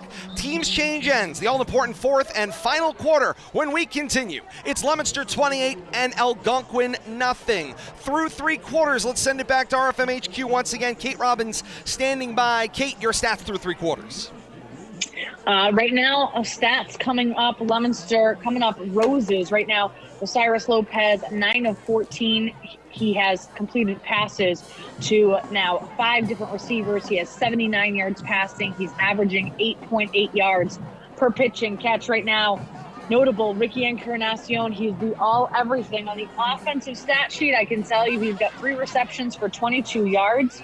He's got 2 touchdowns on the night already. We know that he's been absolutely stellar on defense as well, and he's also made contributions to the rushing attack as well, 81 yards to his name there. He's all everything. We're happy he's back. All right, Kate, thank you so much. And let's not forget a fumble recovery too, Kate. That's right, added just recently to the pile. Find a spot for that. That's not enough. Algonquin 2nd and 9. As they change directions, they'll go right to left here in the fourth. Mahoney got the handoff into the belly of Terra. Terra crossed the 30 to the 31, but more importantly, Mahoney, Bill Thomas, is gutting this one out. He came up peg-legged out of that handoff. Yeah, it's nice to see him back on the field, and but playing tough, playing through injuries. Taking a look at the power ratings, Bill Thomas coming into tonight's action. In Division 2, Milford, of course, tops the standings. They are 4-0 through 5 weeks. They've got the full margin of 14 points on their side. Their opponent rating, 10.5 for a commanding 24.5 lead as the pass is thrown out to the right, and Mahoney got whacked for his efforts. And Ricky made his acquaintance known in the backfield there, too. Ricky Encarnacion safety blitz coming through the middle. Came in totally unblocked, and it's going to bring up fourth down here. I think Algonquin's going to have to punt the ball away. Alex Klein will come out onto the field. Peabody, of course, who beat Leominster last week, 5-0 coming into the night. They also have the full margin complement, and their opponent rating just shy of 7 at 6.9. Their overall rating, 20.8. You move your way down to find Leominster at number 12. 4-1 coming into the night, an 8.5 average margin of victory. An opponent rating now in the positive, 2.2. 2 for a 10.5 power rating as Klein gets the snap, sends the punt deep into the Doyle Field night, and it will be returned by Ricky Encarnacion in his own 35. Finds a little window to the 40 and then the 43 before being tackled there. It'll be a Leominster first down and 10 at their own 43-yard line, going left to right. 11-13 to play here in the fourth with a 28-0 advantage. Nice job on the punt there, 35 yards and 5-yard return for Ricky. Chasing Leominster in that 13th position, Westford Academy at a just shy of 10, 9.7 overall rating.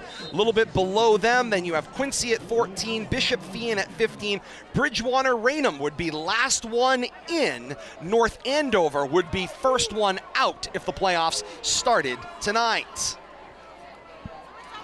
Leominster Bill Thomas with a little bit of comfort, as on 1st and 10, the give is for Newton, and Newton will take it into open space at the right, 45 midfield and down at the Algonquin 48-yard line, gains just about 10, call it 9.5. Doesn't look like they're moving the chains, came up a little short right there.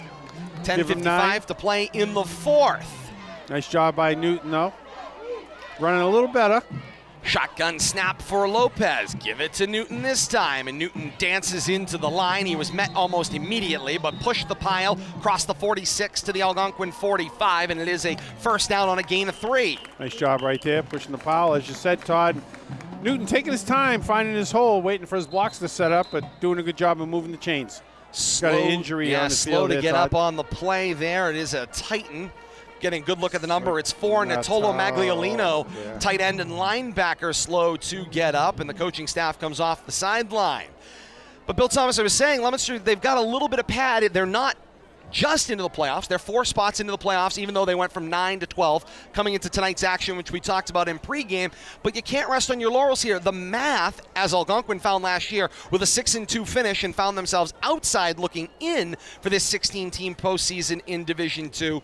You've got to make sure you are there, and the things you can control are your own rating, which is to get it as close to 14 as it could. Leominster had a perfect 14-point margin through 4 weeks. They can't get back to that now. Can't get back to that now. They're at 8.5 after last week's loss of a 42-20 score to Peabody, but another 28-0 plus here with 10.5 still to go in the fourth quarter.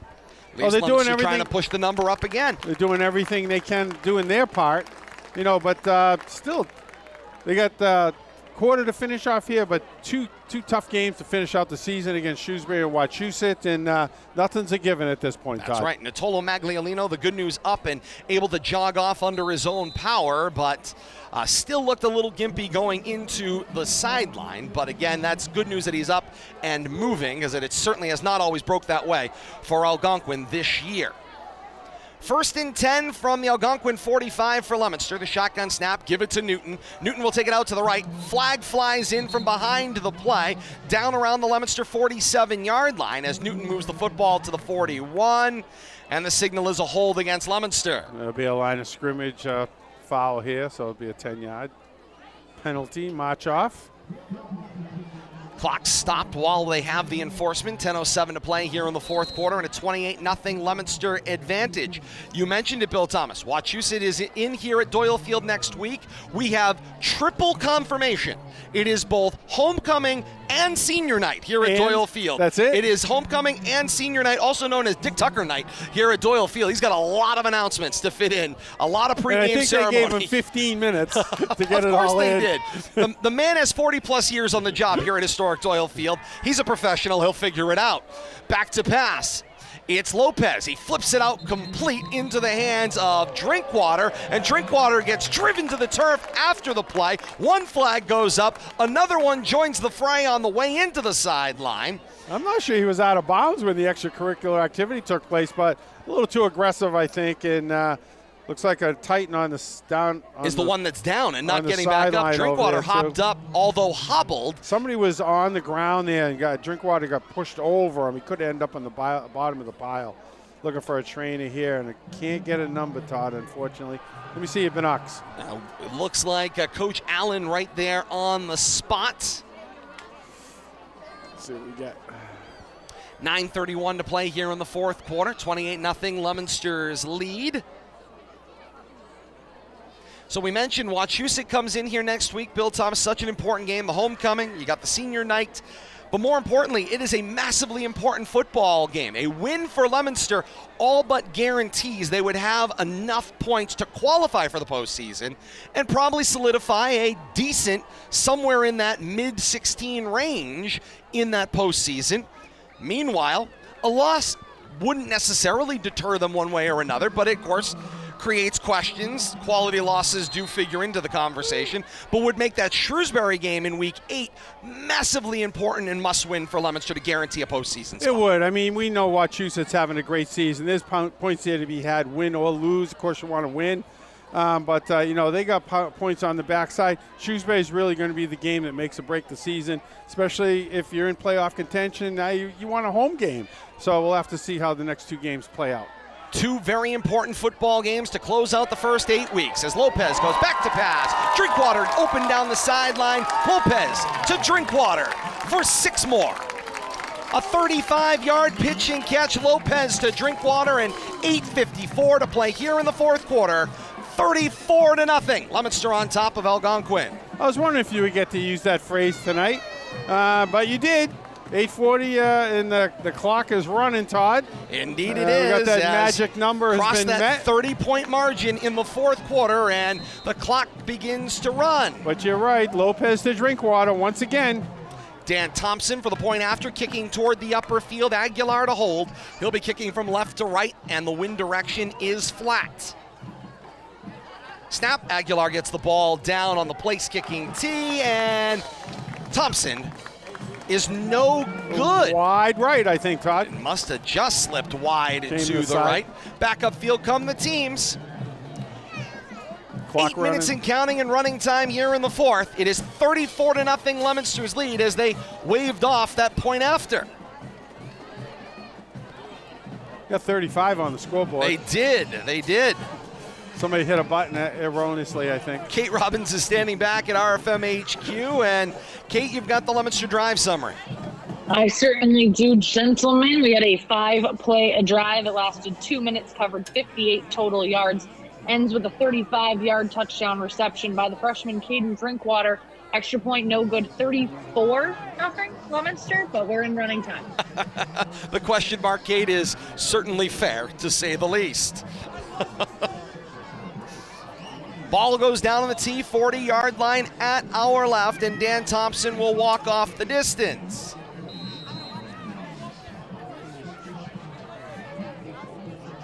Thompson checks both sides of the line. He is on the approach. Right leg line drive, and it goes rolling across the 30 to the 27, where Toussaint will attempt a return. He avoids a wrap tackle, and then staying on his feet, coughs up the football and down around the 40-yard line, and there is Braden Martin on top of it for Leominster. Nice job right there, but fighting.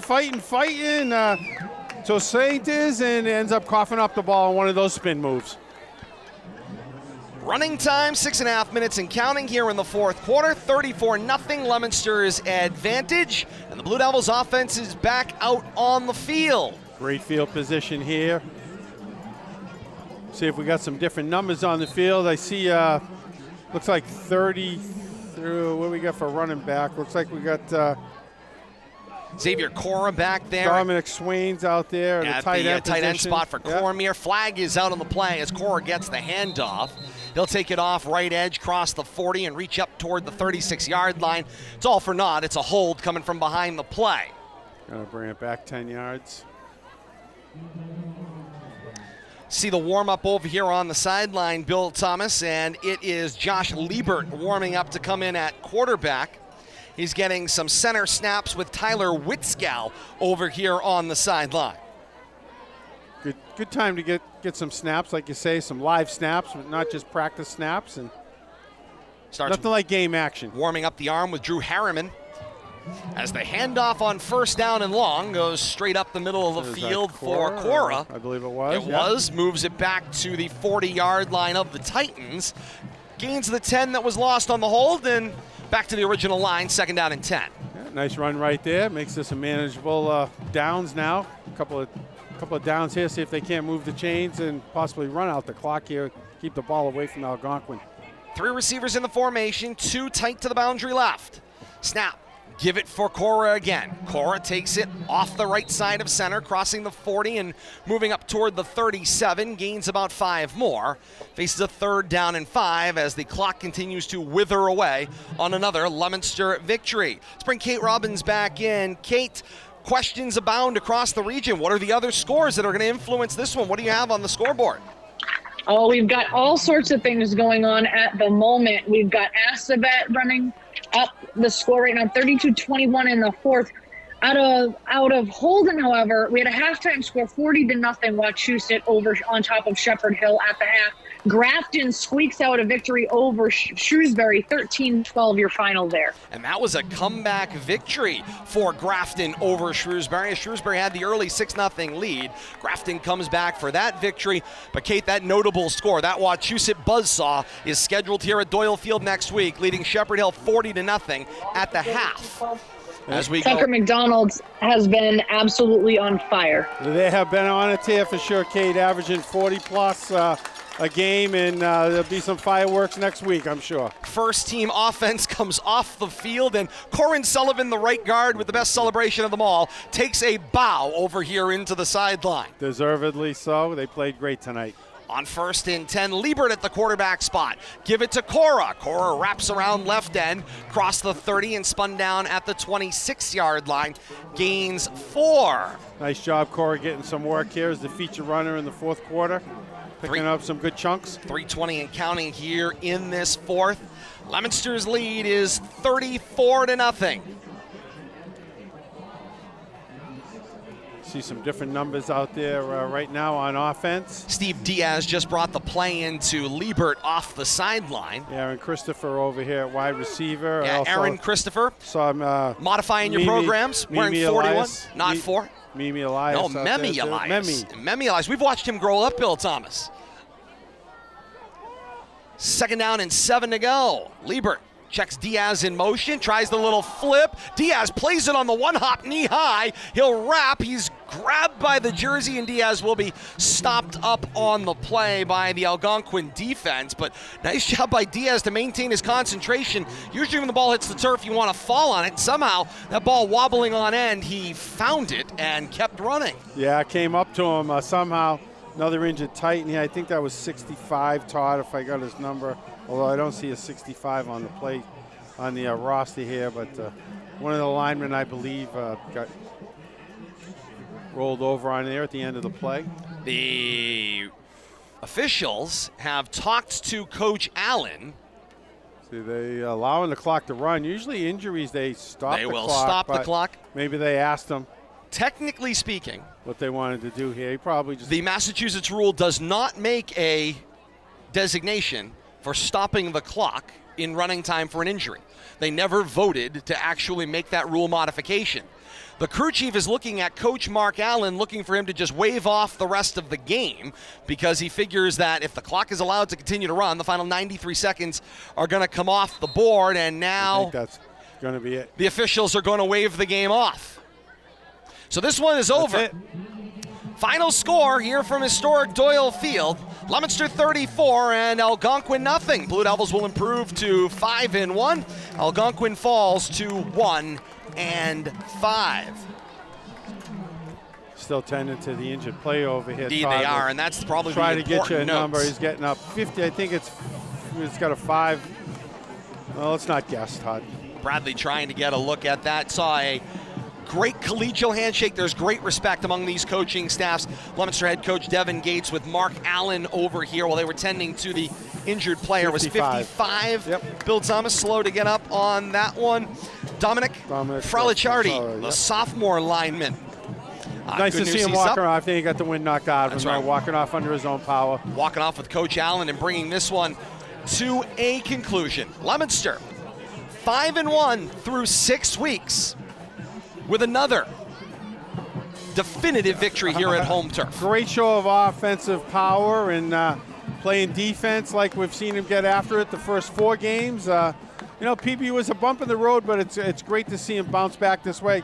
This could have fell into what a lot of people characterize as a trap game, and they could have overlooked Algonquin based on past performances the first month of the season here, but Blue Devils came to play, make a statement, and get past that PBD loss, and let's move forward. And they did with authority, a 34-0 victory here tonight to improve to 5-1. Algonquin falls to 1-5, and I think fair to say for Algonquin, who were 29th in the power ratings coming into tonight, very likely going to have slid off the charts. So for them, they will be looking at, of course, that second season, that is those crossover matchups ahead. They'll play their 10 games, plus their Thanksgiving matchup to come ahead as well with Westboro on Thanksgiving Thursday, November the 24th. Meanwhile, for Leominster, the goal continues in front of them. Qualify for the Division II playoffs. And an authoritative win tonight, like we said, Bill Thomas, will improve that number, will improve that margin of victory, combined with an improved opponent rating. And, of course, Leominster's numbers, hopefully, will continue to keep them somewhere around that 12, maybe 11, 10, possibly, as they will be 5-1 going into the power ratings of next week. I think they're firmly entrenched in that top 10, top 12.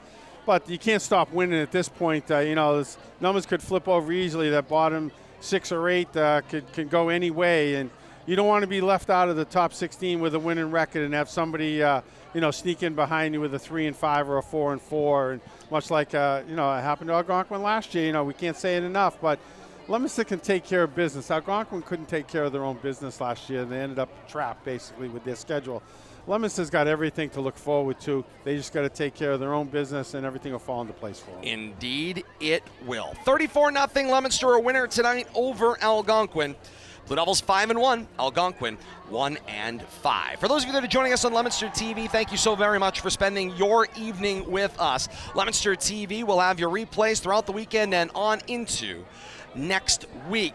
Thank Bradley Bedard, bring you the great pictures here tonight at Doyle Field, and you could join us next Friday night here on Leominster TV, the countdown to kickoff. They will join at 6:30, channels of Comcast, Verizon, as well as Leominster.tv for senior night, homecoming, and more importantly, Leominster and Wachusett right here on Doyle Field in a clash of Central Mass powers this season. Well, I'm looking forward to that. We had the chance to see Wachusett in a loss against Franklin. They still look just as strong in a loss that night. Tucker McDonald was a little off, but he's really found his stride, as Kate mentioned a few minutes ago. And he's headed to a D1 school for a reason, and he's playing like it. He's playing up to expectations, and it's going to be a tall task next week for the Blue Devils defense and their offense to match what Wachusett can bring offensively. I think they're singing Happy Birthday to Ricky Encarnacion. They are. The crowd down on the field fans out there. Happy birthday to Ricky Encarnacion, who did it with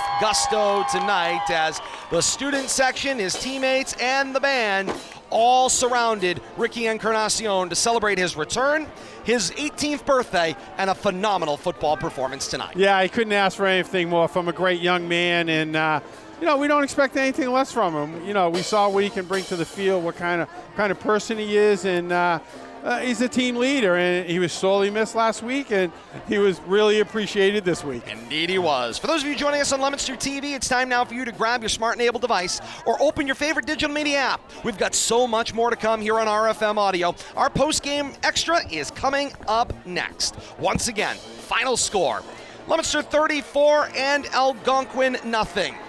For Bill Thomas, Kate Robbins, Bradley Bedard of Leominster TV, I am Todd Robbins. For those of you joining us on Leominster TV, we say so long until next week. Continue right along with us here on RFM Audio, where the postgame comes your way next. It's Leominster 34, Algonquin 0. A break, and we're back with more. Stay tuned for the postgame extra right here. This is high school football on RFM Audio.